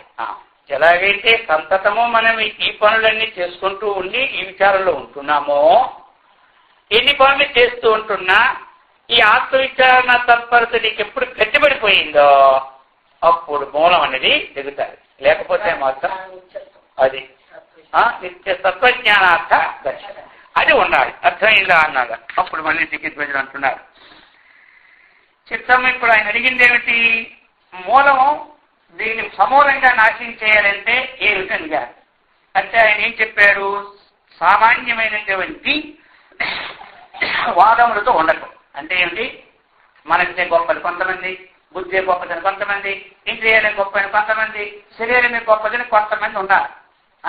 ఆ విధంగా వాదాల్లో కృష్ణుడే గొప్ప అని కొంతమంది, శివుడే గొప్ప అని కొంతమంది, ఆ విధంగా దేవి గొప్పదని కొంతమంది, గణేశుడు గొప్ప అని కొంతమంది, కుమారస్వామి గొప్ప అని కొంతమంది. మరి ఇవన్నీ ఏమిటి? ఒకరు గొప్ప అనేటప్పుడు మనం ఏమంటాం? పక్కవాడు తక్కువే కదా. ఇప్పుడు తక్కువ అనేటప్పుడు వాడు ఒప్పుకోడైనా ఇదే గొప్ప అనడానికి మీరు మనసు రాదాయి. ఇవన్నీ ఏమైనాయి? ఇలాగనే ఇవన్నీ బాహ్యమైనటువంటి మూర్తులతో ఉన్న వాదం అది. అంతఃకరణంలో ఉన్నటువంటి వాదాలు ఇంద్రియాదులు వాదాలు. అందుకని మనం మొట్టమొదటి శాస్త్రాన్ని అభ్యాసం చేసినప్పుడే ఉత్తమమైనటువంటి గురువులు, ఆచార్యులు, ప్రాజ్ఞుల ద్వారాగానే ఒక శాస్త్రాన్ని మనం ఏ శాస్త్రం చదవాలనేది ముందు నిత్యం తెలుసుకోవాలి. ఆ నిశ్చయమైన విజ్ఞానంలో మనం నడవాలి. అప్పుడు దానికి నిత్యం అవుతుందన్నమాట. అందుకు అటువంటి వాద విచారణ, సామాన్య వాదం వదిలిపెట్టి ఆత్మ సంబంధమైన విచారణ ఒకటి దానికి ముఖ్యము. దాని వల్లనే మూలం తెలుస్తుంది. కానీ ఇంకొక సారాంశం చెప్పారు. మళ్ళీ ఇప్పుడు అడుగుతున్నారు, అహం భావాత్మన చిత్తద్రుమబీజస్య హే మునే కో అనలో దహనాఖ్యేస్మిన్ కర్మణ్యర్థకరో భవేత్తు. ఇప్పుడు ఇతను అంటున్నారు, ఈ అహంభావ రూపముకు చిత్తవృక్షము అని మొట్టమొదటి కూడా అదే తీసుకొచ్చారు. ఏమిటి? అజ్ఞానాత్మకంతో కూడినటువంటి అహంభావన అన్నటువంటిదే ఏమి దీనికి మూలమని చెప్పుకొచ్చారు. ఇప్పుడు అహంభావన రూపమైనటువంటి చిత్తవృక్షం యొక్క బీజం దహింపచేయాలంటే ఈ బీజం దహింపచేయడానికి అగ్ని అనేది ఉపకరిస్తుందని తెలుసుకున్నాను అన్నా. ఎవరు? చికిత్స వీళ్ళిద్దరికీ సమాధి. ఇప్పుడు కుంభరుషికి చికిత్స. అందుకని అయితే ఏ అగ్ని ఇప్పుడు అంటే దానికి సమాధానం చెప్తున్నారు. రాజన్ స్వాత్మనిచారోయం కోహం శ్యామితి రూపదృకు చిత్త దుద్రమబీజస్య దహనే దహన స్మృత. ఆయన అగ్ని. మరి అగ్ని ఏది కావాలి? చిత్తబీజానికి అగ్ని ఇక్కడ చెప్పారు. రాజన్ ఏ అగ్ని అంటే అది స్వాత్మ విచారోయం. అది ఏమగ్ని? స్వాత్మ విచారం. స్వ ఆత్మ స్వాత్మ. ఇక్కడ సు ప్లస్ ఆత్మ తీసిన స్వాత్మ అవుతుంది, స్వ ప్లస్ ఆత్మ తీసిన స్వాత్మ అవుతుంది. సు ప్లస్ ఆత్మ తీసుకుంటే మంచి ఆత్మ విచారణ, స్వ ప్లస్ ఆత్మ తీసుకుంటే తనకు సంబంధమైన విచారం. ఇది అనాదేశం అయింది, అది సౌర్ణ జరిగిస్తుంది అయింది. కాబట్టి స్వాత్మ విచారణ. ఇంకా దానికి స్వాత్మ విచారణ ఏమిటి? స్వాత్మ విచారణం కోహం. స్వాత్మ విచారణం కోహం. కహ అహం. అర్థమైంది? అహం కహ. నేను అందరూ ఏమనుకోవాలి ప్రతిరోజు? మనకు తెలియదు నేనెవరినో, నేనెవరినో మాకు తెలియదా అని మొదలు పెడతారా? ఇప్పుడు నేనెవరో నాకు తెలియదా? మనకి తెల్లవారిని సమయాన్ని ఇంట్లో నేనెవరంటే పిచ్చి పెట్టండి. నీవెవరో నీకు తెలియదా? నీకు పేరు ఉంది, నీకు గోత్రం ఉంది, నీకు కూర ఉంది, నువ్వు ఎక్కడ పుట్టావు, ఏ ఇంటికి వచ్చి ఆ పార్టీ కూడా మర్చిపోయినావా అని మనకి మొదలు పెడతారు. అర్థమైందా? అందుకోసం ఇప్పుడు నేనెవరు అన్నటువంటిదే స్వాత్మ విచారం. స్వాత్మ విచారం అనేది ఎవరు? నేనెవరు. కోహం శ్యామితి రూపదృకో. ఇటువంటి విచారణ మొదలు పెట్టమన్నారు. చిత్త దుద్రుమబీజస్య దహనే దహన స్మృత. ఇక్కడ అగ్ని ఏమిటి అంటే ఈ బీజాన్ని దహింపచేయడానికి స్వాత్మ విచారణతో కూడినటువంటిదే నేనెవరు అన్నటువంటిదే అగ్ని. చిత్తగ్ని బీజం అంటాం కొన్ని మంత్రాలు. అర్థమైందా? శక్తి కీలకమని. ఇక్కడ కావాల్సింది ఏమిటి? స్వాత్మ విచారణతో ఉన్నటువంటిది మనకు విచారణ కోహం అన్నటువంటిదే దీనికి అగ్ని. ఇది ఏమిటిది? అగ్ని. ఇటువంటి అగ్ని ఏమి ఆ చిత్త వృత్తి రూపమైనటువంటి దానికి కారణమైనటువంటి బీజాన్ని దగ్ధం చేయడానికి ఈ అగ్ని పనికొస్తుంది. ఇంకొక అగ్ని పనికిరా, ఇంకొక అగ్ని పనికిరేరా అని చెప్పేశారు అన్నమాట. ఇక్కడ ఏం చెప్పారు? స్వాత్మ విచారణలో కోహం, నేను ఎవరు, ఇది విచారం. నేను ఎవరను అన్నటువంటి విచారం. ఈ విచారణ రూపమైనటువంటి దాన్ని అగ్ని అన్నారు. ఇంకొక అగ్ని కాదు. ఇంకొక అగ్ని ద్వారా కాదు. ఇప్పుడు దీన్నే భగవద్గీతలో జ్ఞానాగ్ని సర్వకర్మాని, జ్ఞానాగ్ని దగ్ధ కర్మాని అని మనం చెప్పుకొచ్చారు. ఈ విధంగా సర్వకర్మలను దహింపచేసినటువంటి అగ్ని ఇది. కర్మలంటే అక్కడ ఏమిటి మరి? ఈ చిత్తరూపమైనటువంటి వృత్తులే కర్మ, ఈ వాసనలే మన కర్మలు. ఇంకేం కర్మలు ఉంటాయి అక్కడ మనకి? కర్మ ఎలాగా ప్రారంభం అనిపించిస్తూ ఉన్నాం. సంచితంలో ఉన్నటువంటి వృత్తి సముదాయం వాసనలే కర్మ అని పేరు అక్కడ పెట్టున్నాం. మరి భగవంతుడు కర్మ అని పేరు పెట్టారు. ఇక్కడ వశిష్ఠ మహర్షి వాసన అని పేరు పెట్టారు. పతంజలి మహర్షి సంస్కారం అని పేరు పెట్టారు. అక్కడ ఆయన కర్మలని పెట్టారు. జ్ఞానాగ్ని దగ్ధ కర్మ అని భస్మసాత్ కుడితే అది దగ్ధ కర్మ. కర్మములని వృత్తులుంటే కదా కర్మ. వృత్తులు కర్మ అంటే ఒకటే, వృత్తే కదా కర్మ. వృత్తే కర్మ. కర్మకి వృత్తికి తేడా. అందుకే పూర్వం అనేవారు కొంతమంది, నువ్వే వృత్తి చేస్తున్నావు అనేవారు. పూర్వం ఏ వృత్తిలో ఉన్నావని, అర్థమైందా?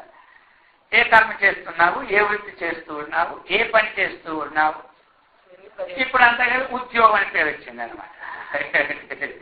ఉద్యోగం చేస్తూ ఉన్నావు. ఏదైనా అర్థమైందా? ఉద్యోగం అంటే కూర్చున్నా వృత్తి అన్నాయే, ఉద్యోగం అన్నా అది. కాబట్టి ఇటువంటి సమూలమైనటువంటి దాన్ని నాశనం చేయాలంటే అది ఆలోచించాడు మళ్ళీ ఎవరు? సిక్కిత్వేజ్ మహారాజు ముని ఇప్పుడు అంటున్నారు, మునే మయా స్వయా బుద్ధ్యా బహుశః ప్రవిచారితం ఏవన్నాహం జగన్నోర్వి వనమండలమండితం నాత్రేస్తటం న విపినం న పర్ణస్పందనాది చ జడత్వాన్న చ దేహాది న మాంసాస్యాసృగాది చ. అయితే ఇప్పుడు తమరు ఏం చెప్పినారో, ఈ వృత్తిని కూడా నేను కొన్నాళ్ళు ఆచరించే ఉన్నానన్నా ఎవరు అర్థమైంది కదా. ఇప్పుడు ఏదైతే మీరు చెప్పినారో, ఏదైతే దహింపచేస్తుంది అన్నారో, దీన్ని కూడా నేను ఆచరించాను. ఏమని? ఏమని? మయా స్వయా బుద్ధ్యా, మయా స్వయా బుద్ధ్యా, నా ద్వారాగా స్వయం బుద్ధి ద్వారా ఏమి బహుశః ప్రవిచారితం, అనేక పర్యాయాలు బాగుగా విచారించదని. ఏమని విచారించానంటే, ఏవత్తు నాహం, ఈ జగత్తు నాహం, నేను. నా ఉర్వీ, ఈ భూమి నేను. వనమండల మండితం, మండలం. ఇప్పుడంతా మన మండలాలు అనేక రకరకాల. మండలం అంటే ఏం తక్కువ, ఒక ఊరిని మండలం అంటారా? అంటారా? అలాగనే ఆ అరణ్యంలో అనేక ప్రాంతాలతో దట్టమైనటువంటి ఏవైతే కూడుకోలు వ్యాపించి ఉన్నటువంటి కొండలు ఏమిటి ఉన్నాయో, పర్వతాలు ఏమున్నాయో ప్రకాశమానమైపోయి, అవి కూడా నేను కాదని అనుకున్నా. తటం, చెరువులు కూడా నేను కాదు. అలాగనే అరణ్యాలు కూడా నేను కాదనుకున్నా. అలాగనే మరి స్పందాది వ్యాపకమైనటువంటి ఏ వృక్షాలు, శాఖోపశాఖలు వెలుస్తున్నాయి, ఇవన్నీ కూడా నేను కాదనుకున్నాను. ఈ దేహంతో సంబంధమైన మాంస హస్తి ఏవైతే ధాతువులు ఉన్నాయో, సప్తధాతువులు, ఇవన్నీ కూడా నేను కాదనుకున్నాను. అలాగనే కర్మేంద్రియాలు ఉన్నాయి, మనకి జ్ఞానేంద్రియాలు ఉన్నాయి, మనస్సు ఉంది, బుద్ధి ఉంది, అన్నీ ఉన్నాయి. ఇంద్రియాలు నేను కాదు, శరీరము నేను కాదు, మనస్సు నేను కాదు, బుద్ధి నేను కాదు, చిత్తము నేను కాదు, ఈ అన్నిటితో వ్యాపకమైన ఈ జగత్తు నేను కాదు అని ఈ ప్రకారముగా ఏమి. అయితే మరి ఇక్కడ ఇందులో ఉన్నటువంటి వ్యాపించుకొని జీవరూపాన్ని పొంది కర్తృత్వ భోక్తృత్వంతో అభిమానాత్మకమైన ఏ అహంకారం అయితే ఉన్నదో అది కూడా నేను అనుకున్నా. ఇవన్నీ కూడా అనుకొని ఇంకా కూడా విచారణ చేస్తున్నాను. హేముని కటకత్వం యదా హేముని తదాహత్వం చిదాత్మని జడంతు అసద్రూపతయా తేనా తన్నాస్తి హేమునే. హేమునే, ఇంకా నేను వేరే విధంగా భావించే ఉన్నాను. ఎట్లా అంటే కటకత్వం యథా హేమ్ని. ఇప్పుడు కటకం అంటే ఏమిటి? వస్తువులు. హేమం అంటే బంగారం. వస్తువులన్నీ ఉత్పత్తి అవుతున్నాయి. బంగారం నుండి ఎన్ని రకాల వస్తువులు ఉత్పత్తి అవుతాయో అవన్నీ మీకు తెలిసినవే. తెలియంటారా? బంగారం నుంచి ఏ ఏ వస్తువులు ఉత్పత్తి అవుతున్నాయో ఆ వస్తువుల పేర్లన్నీ మీకు తెలుసు. చూస్తూ ఉంటుంటారు కదా చంద్ర ప్రదర్శన ఎక్కడికైనా వెళ్ళి. సో కొంతమంది ఇంట్లో తెచ్చిపెట్టుకుంటుంటారు కదా. కాబట్టి ఆ వస్తువులన్నీ తెలుసును. ఇప్పుడు ఆ వస్తువు పేరు ఉదాహరణ తీసుకుందాం. ఒక నెక్లెసు అని తీసుకున్నాం, ఒక వడ్డానం అని తీసుకున్నాం ఉదాహరణకి. లేకపోతే కాసులు పూర్వం ఉంది, ఇప్పుడు ఉన్నాయా లేవా? ఎవరు వేసుకోరు ఇప్పుడు. కాసులు వేసుకుంటే గౌరవమే, ఇప్పుడు లేదు. పూర్వం కాసులు వేసుకున్న వాళ్ళకే గౌరవం. అలా కాసులు ఇలా ఉండేవి అనమాట. ఒక్కొక్కరికి ఎన్ని ఇంచుమించు మొత్తం పూలమాలు ఉండేటట్టుగా కాసులు అయితే ఆ ప్రకారంగా ఈ ప్రకారంగా అనేక రకరకాలు ఉన్నాయి. ఈ వస్తువులన్నీ బంగారం కంటే భిన్నమా, బంగారమేనా? బంగారం నుండి ఉత్పత్తి అయ్యి పేరు మారింది. పేరు మారింది కానీ ఇవన్నీ ఆ ప్రకారముగా ఇప్పుడు ఈయన అంటున్నాడు. ఎవరు? శ్రీకృష్ణ మహారాజు. వస్తువులు బంగారము నుండి ఉత్పత్తి అయిన వస్తువులు బంగారము కాని విధముగా అది కూడా తెలుసుకున్నాను. ఆ విధంగా ఇప్పుడు మనకి తదాహత్వం చిదాత్మని. చిదాత్మని, చిదాత్మ అంటే ఏమనుకున్నాం? నేను అది చెప్పండి, ఎందుకంటే అనుకున్నాం కదా అందులో. చిదాత్మ అంటే మనకి అంతఃకరణములో ప్రతిఫలించినటువంటి ఆత్మే చిదాత్మ. అర్థమైంది కదా?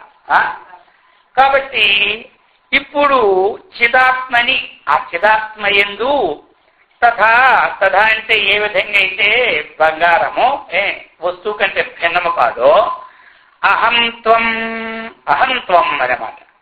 ఆ చిదాత్మ కంటే అహంకారము కూడా వేరు. బంగారము కంటే వస్తువులు వేరు కాని విధముగా చిదాత్మ కంటే ఈ యొక్క అహంకారము కూడా వేరు కాదు. ఆ విధంగా జడం తు అసద్రూపతయా. ఇక జడములు, జడములు ఏంటంటే ఏమిటి? వస్తువులు. శుక్తి అంటే రజితం, అలాగనే మృగ కృష్ణాలు, ఇవన్నీ అసత్ అనమాట. ఇవన్నీ ఏంటి? అసత్, అసద్రూపం ఏమిటి? వీటి పేరేమిటి? అసద్రూపం. అసద్రూపము సద్రూపం. అసద్రూపము సద్రూపం. సద్రూపము అంటే ఉన్నది ఉన్నట్టుగా చూసేదాన్ని సద్రూపం. అసద్రూపం అంటే లేని, ఏమి లేనిది ఉన్నట్టుగా చూడటం అనమాట.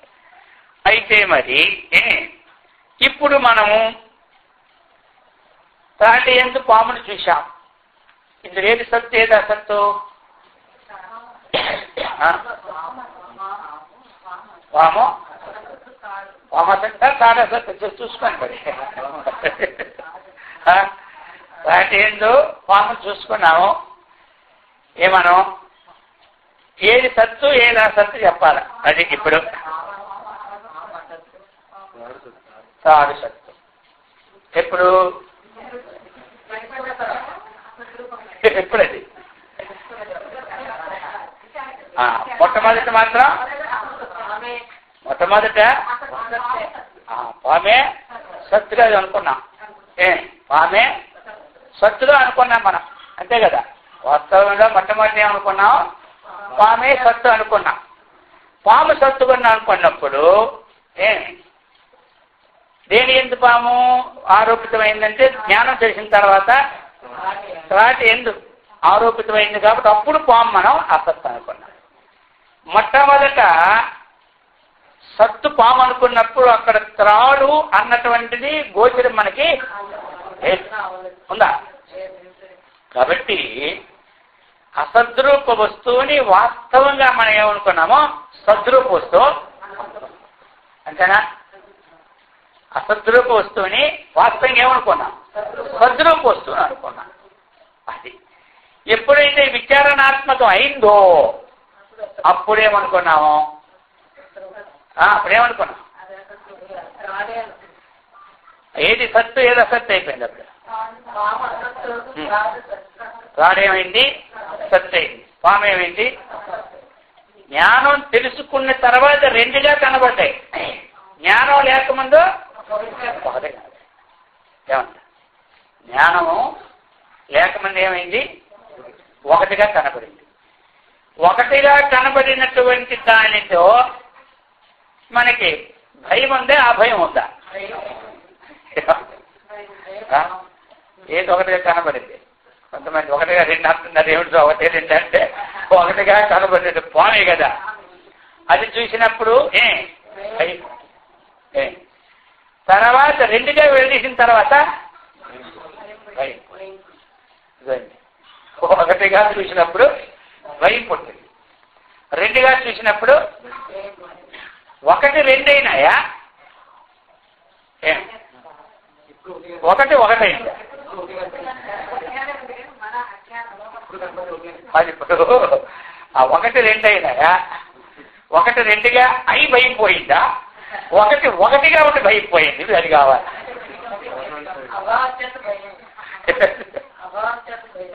భయం పోయిందా? దేని అధిష్టానిక అభావం చేత. అది అయితే ఇప్పుడు మనకి ఒకటి ఒకటిగా ఉండి భయం పోయిందా? ఒకటి రెండే భయం పోయిందా? ఒకటి ఒకటిగా అంటే భయం కలిగింది. ఒకటి రెండుగా భావించుకున్నాం మనం.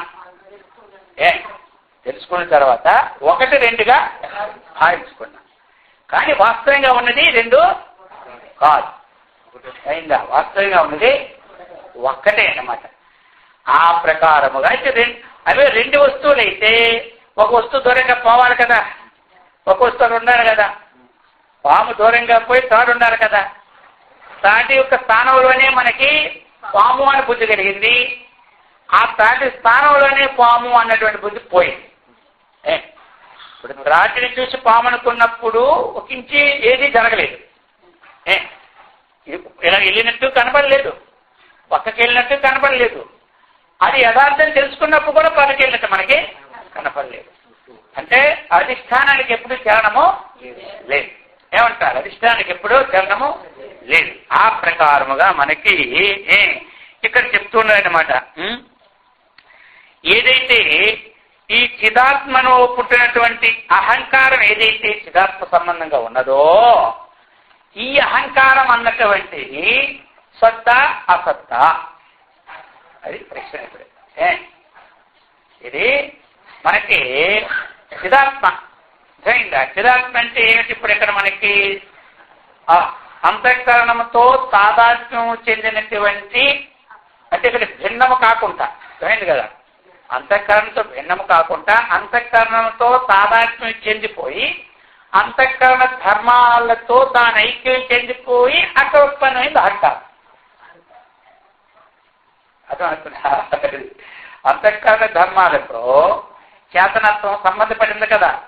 అంతఃకరణం ఉంది మనకి, అంతఃకరణ ధర్మాలు ఉన్నాయి.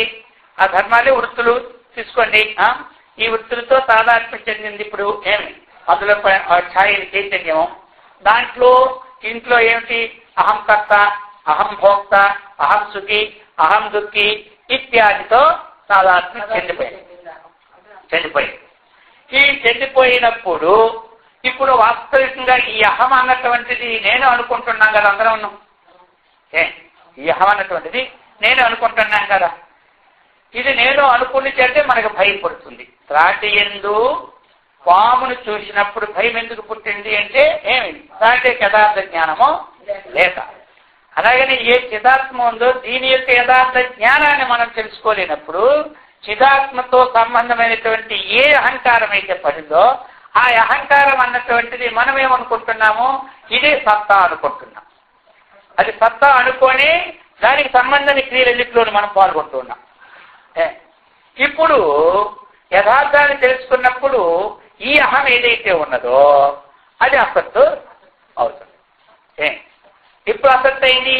ఇప్పుడు నేను శరీరము కాను, నేను ఇంద్రియాలు కాను, నేను బుద్ధిని కాను అన్నప్పుడు బుద్ధి యందు సమన్వితమైనటువంటి అంతఃకరణ ధర్మాలు కూడా నేను కాను అని ఆ భావం వచ్చినప్పుడు ఈ అహం ఉంది కదా. ఇంతకుముందు తాదాత్మ్యమైన అహము, తాదాత్మ్యం చెందినటువంటి అహము, ఆ అహం ఇప్పుడు ఏమైంది? అసత్తు అయింది.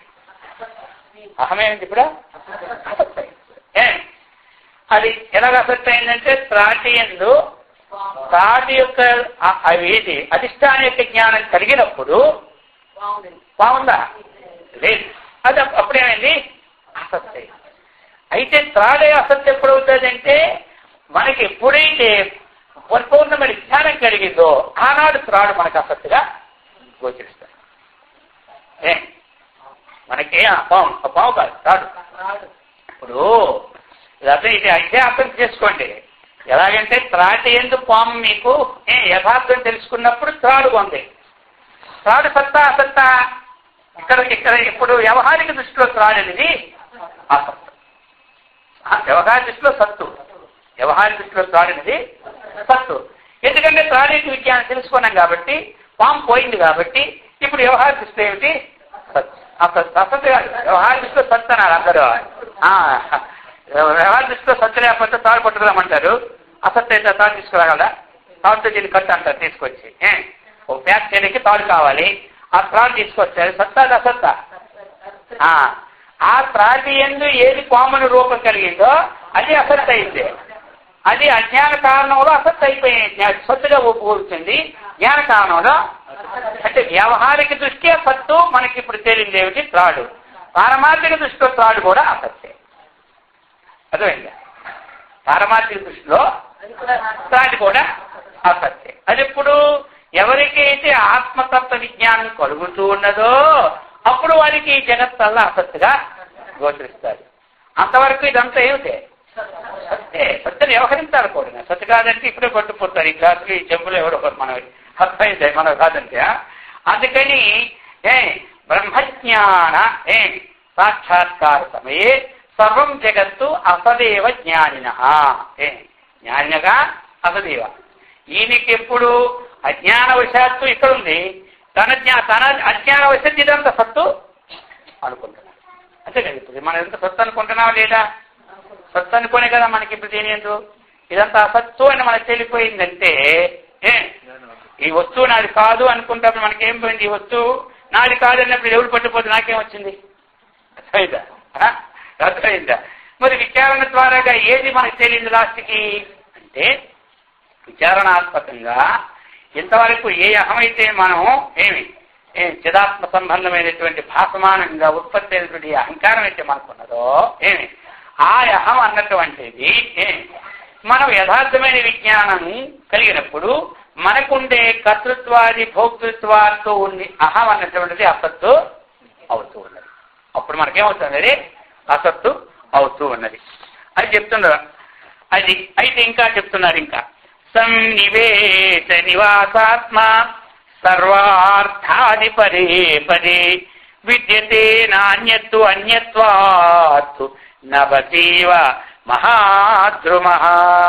ఇప్పుడు మొట్టమొదటి నిషేధము, తర్వాత అంతా కూడా అజ్ఞానం కలిగిన తర్వాత ఏకత్వం వస్తుంది అనమాట. ఇప్పుడు చెప్తున్నారు మనకి, ఇప్పుడు మనకి ఆకాశము కంటే భిన్నంగా ఏమైనా ఉందా? ఏమీ లేదు. ఆకాశం కంటే భిన్నం ఏది లేదు. ఆకాశం లేకపోతే ఇల్లు కూడా మనం కట్టలేం, మొక్కలు కూడా మనము పెట్టలేం, అంతే కదా. ఆ ప్రకారముగా ఇప్పుడు మరి ఆకాశం మనకు ఉంది, ఆకాశంలోనే ఇవన్నీ మనకి ఉన్నాయి, ఇవన్నీ నేర్కొన్నాయి, ఆకాశంలోనే ఇవన్నీ ఉన్నాయి. ఆ ప్రకారముగానే ఇప్పుడు మనకి ఈ చిదాత్మ ఉంది ఎక్కడ? హృదయంలో. చిదాత్మ కంటే ఈ ప్రపంచం ఏది వేరు కాదు. చిదాత్మ కంటే ఈ ప్రపంచం ఏది వేరు కాదు. ఎందుకు? ప్రపంచం ఎప్పుడు వచ్చింది మనకి అంతఃకరణంలో? ప్రపంచం అనేది ఎప్పుడు వచ్చింది? ఈ యొక్క భాసమానమైనటువంటి ఏదైతే అంతఃకరణ ప్రతిపించినటువంటి చైతన్యం ఉందో ఆ చైతన్యం అన్నటువంటిది అంతఃకరణతో తాదాత్మ్యము చెందినప్పుడే మనకి ప్రపంచం అనేది ఉత్పత్తి అయింది. అందుకు చెప్తున్నారు, అంతకని చిదాత్మ కంటే ఈ ప్రపంచం అన్నటువంటిది ఇంక వేరుగా. ఇంకా ఇప్పుడు చెప్తున్నారు, ఇప్పుడు మనకి చివరికి విద్యతే నాణ్యత అస్యత్వాత్తు నభశివ మహాద్రుమ. అంటే ఇప్పుడు మనకి విచారణ చేయకముందు చేసిన తర్వాత కూడా ఈ చిదాత్మ అన్నటువంటిది ఆత్మ కంటే ఒక భిన్నమా అన్నటువంటి దృష్టి మనకు కలుగుతుంది. ఆత్మ కంటే భిన్నమని దృష్టి కలుగుతాయి. ఎలాగైతే బంగారం నుండి తయారు చేసినటువంటి వస్తువు అది బంగారం కంటే భిన్నమో కాదని తెలిసిపోయింది అందరికీ తెలిసిపోయింది కదా. అలాగనే సర్వవ్యాపకమైనటువంటి పరమాత్మ ప్రకాశమే అంతఃకరణములో ప్రతిఫలించి మనకి చిదాత్మ జీవుడు అనే వ్యవహారము వచ్చింది. అయితే బంగారము వస్తువు కంటే భిన్నమో కాదు. అప్పుడు పరమాత్మ కంటే ఈ చిదాకాశం కూడా భిన్నమో కాదు, చిదాభాసుడు కూడా భిన్నమో కాదు. అది తెలుసుకోవాలన్నమాట. మనకి ఏది ఎంతవరకు ఏ వృత్తి అయితే దేని వల్ల వచ్చినదో ఆ వృత్తిని ఇప్పుడు తీసాం వృత్తిని. మరి ఈ వృత్తి దేనికి? ఆ అంతఃకరణంలో ప్రతిఫలించిన చైతన్యం అన్నది తాదాత్మ్యం చెందినప్పుడే కదా వృత్తి వస్తుంది. ఆ ప్రతిఫలించినటువంటి చైతన్యము ఏమి ఆ సర్వవ్యాపకమైన చైతన్యము కంటే భిన్నమో కాదు. అది ఆ విజ్ఞానం రావాలి. అది చెప్తున్నారు ఇప్పుడు. చిదాత్మ వేరుగా లేదని చెప్పి ఇంకొక శ్లోకంతో ఈ పని ముగిస్తున్నారు. జానన్నపితి భగవన్ అహం త్వమలమార్జనం అంతర్యజ్ఞం న జానామి తేన తప్పే చిరం మునే చెప్పారు. ఈ విషయం ఈ ప్రకారముగా జానన్నపి అది పట్టు చేసిన మరి తెలుసుకున్నప్పటికీ ఏ ప్రకారముగా 4 శ్లోకాలు చెప్పారు కదా. కర్మేంద్రియాలు నేను కాదు, బుద్ధి నేను కాదు, మనస్సు నేను కాదు, ఈ చిదాభాసుడు ఏది ఉదయిస్తూ ఉన్నదో ఆ చిదాభాసుడు కంటే జగత్తు చిదాభాసుడు అయిన కూడా పరమాత్మ వేరు కాదు. అన్ని విషయాలన్నీ కూడా జానన్నతి అయినా అహం త్వమలమార్జనం చూడండి, అది విశేషం అన్నమాట. ఎంత పవర్ ప్రకృతికి. అందుకే నేను ఇస్తున్నారు. ఆ అహంకారం యొక్క మనం ఉంది కదా, అహంకారం యొక్క మనం. అహంకారం మనం ఏమిటి? అహంకర్త, నేను భోక్త, ఇవే నేను అన్నటువంటిది ప్రతి విషయంలో వస్తుంది కదా. ఆ స్త్రీతో కూడుకొని అదే మలం. ఇంకేదే మలం అంటే ఇక్కడ వేరే మలం లేదు. ఆ అహంకారం యొక్క మలం మాత్రం అది చెప్తూ ఉన్నారు. దీనిని మాత్రము మార్జన. మార్జన అంటే తీసివేయడం. మార్జనం అంటే ఓర్చడం అనమాట. అర్థమైంది కదా. మార్జనం సమ్మార్జనం. కాబట్టి ఈ దీన్ని పూర్తిగా తీసివేయడం మాత్రం అది మాత్రం నేను తెలుసుకోలేకపోతున్నామని చెప్పా. మామూలుగా చదువుతున్నా, ఇది నేను కాదు, ఇది నేను కాదు, ఇది నేను కాదు అనుకుంటూ ఉన్నా. కానీ అది లోపల మాత్రం అలానే ఉంటుందన్నమాట. అది చెప్తున్నది అనమాట. ఇప్పుడు దీనిని మాత్రం నేను తెలుసుకోవడం లేకపోతున్నాను. అంటే దీన్ని ఏ విధంగా ఇది అనువృత్తం అవుతూ ఉన్నదో నేను కాదు అనుకుంటున్నాను. అనుకుంటూనే ఉన్నా అందులో ఇంక ఇదంతా నేను నేను నేనన్న భావానికి ఏదైతే ఉంటుందో దానికి ఏది సాక్షి ఉంటుందో ఆ తత్వం నాకు ఇంకా అవగాహన కావడం లేదు. అందుచేత నేను చాలా కాలం నుండి దుఃఖితున్నయ్యే ఉన్నాను, కానీ నాకు మాత్రం ఎంతవరకు సంతోషమే లేదు అంటున్నాడు. అయింది కదా. అప్పుడు అంటాడు కుంభసంభవుడు, ఏతావన్మాత్రకం వృందం యది నత్వం మహీపతే జరత్వా తన్మహాబుద్ధి యోసి తద్వదమేనఘా. ఇప్పుడు మనం కూడా అంతే కదా. ఇప్పుడు అనుకోవట్లేదు మనం అహం బ్రహ్మాస్మని, బ్రహ్మేవాసం అనుకుంటున్నామా లేదా? అనుకుంటున్నా మనకి వృత్యాత్మకం అన్నటువంటి వచ్చి దుఃఖపడుతుందా లేదా? అదే ఆయన అంటున్నది. అర్థమైంది కదా. శాస్త్రం చదువుతున్నాం, ఏకాంతంగా ఇది నేను కాదు, ఇది నేను కాదని అనుకుంటూ ఉన్నాం. అనుకుంటూ ఉంటూ ఉన్నా ఏది నేను కాదు అనుకుంటున్నామో దానివల్లే మనకి దుఃఖం మళ్ళీ కలుగుతుంది. అంతేనా? అవునా కాదా? ఏది నేను కాదు అనుకుంటున్నామో దానివల్లే మనకి దుఃఖం కలుగుతుంది. మరి దుఃఖం కలుగుతూ ఉందంటే నేను కాదు అనే మాట యథార్థంగా అనుకోలేదు, స్ఫురిస్తుంది అనమాట.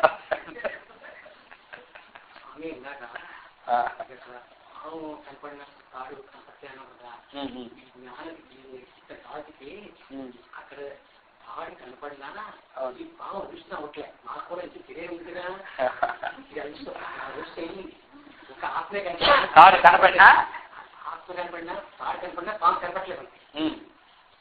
ఇక్కడ మాకు ఆత్మకి విషయం తీరిగా తెలిసినా అవును ఇది తెలియదు ఉంది కదా అవును ఆత్మ కదా అవును కనపడటంగా కలిసి అవట్లేదు అదే అది ఇప్పుడు అడుగుతున్నాడు ఆయన కూడా కనపడుతుంది వెనక తొక్కొస్తుంది ఇప్పుడు ఈయనది అదే అసలు ప్రతి ఇప్పుడు అదే జ్ఞానం ఎప్పుడైతే ప్రకాశిస్తుందో అప్పుడు అది అదృశ్యం అవుతుంది జ్ఞానం ప్రకాశిస్తుంది జ్ఞానం అంటే అదేంటంటే మనకి సంపూర్ణమైన జ్ఞానం ఏమి ఇప్పుడు మనకి సత్వం అన్నటువంటిది ఉస్వాకం వస్తుంది భగవద్గీతలో తత్ర ఇంద్రియములన్నిటినీ సత్వం అనేది ప్రకాశం ఎప్పుడైతే కలిగిందో అన్ని ఇంద్రియముల ద్వారా సత్వం ఎప్పుడు ప్రకాశమైందో అప్పుడు జ్ఞానం అభివృద్ధి చెందినట్లు అని తెలుసుకోమన్నాడు.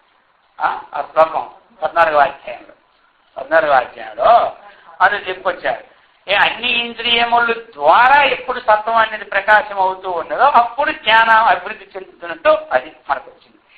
అయితే ఇక్కడ ఏమిటి, సంపూర్ణమైనటువంటి దృఢాత్మకమైన జ్ఞానం కలిగినప్పుడే ఇది కూడా మిథ్య అనిపిస్తుంది. ఏది తాడు కూడా మిథ్య అని మామూలు ఇప్పుడు అనిపిస్తుంది. తాత్కాలికంగా మనకి శాస్త్రము ద్వారా గురువుల ద్వారా ఏమి త్రాటి యందు పాము బుద్ధి పోతుంది. త్రాటి యందు అంటే ఏమిటి, ఈ యొక్క ఆత్మయందు అనాత్మత్వ బుద్ధి అర్థమైంది. ఇప్పుడు మన ఆత్మయందు ఏముంది, అనాత్మత్వ బుద్ధి ఉంది. అయితే ఇప్పుడు అది సంపూర్ణంగా మళ్ళీ ఉదయం కాకుండా ఉండాలి అంటే మనకి ఇది అన్ని ఏం పని చేస్తూ ఉంటున్నా అన్ని ఇంద్రియముల ద్వారా కూడా మన పరమాత్మ యొక్క పని చేస్తున్నాము అన్నటువంటి భావన సంపూర్తిగా రావాలి. ఇప్పుడు మనం చేసే పని ఇప్పుడు మనకి పరమాత్మ యొక్క పనిలోనే మనం ఉన్నట్టు, పరమాత్మ పనిలోనే ఎల్లప్పుడు తిరుగుతున్నట్టు, పరమాత్మ సంభాషణలోనే ఉన్నట్టు అనే భావన అనేది మనకి రావాలి. ఈ పనులని మనం చెప్పలేదు. ఈ పనులు వదులుకొని ఆత్మజ్ఞానం అంటే ఎక్కడ వస్తుంది మనకి? ఆ పని ఏమి చేస్తున్న పని ఏమి ఆత్మభావనతో చేసినప్పుడు ఏమి ఇంకా మనకి దానివల్ల జ్ఞానం అభివృద్ధి.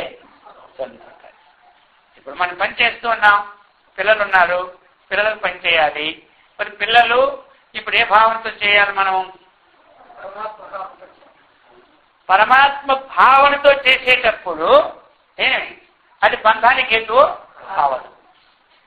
ఈ తనకు సంబంధమైన భావనతో చేసినప్పుడు బంధానికి హేతువు అవుతుంది.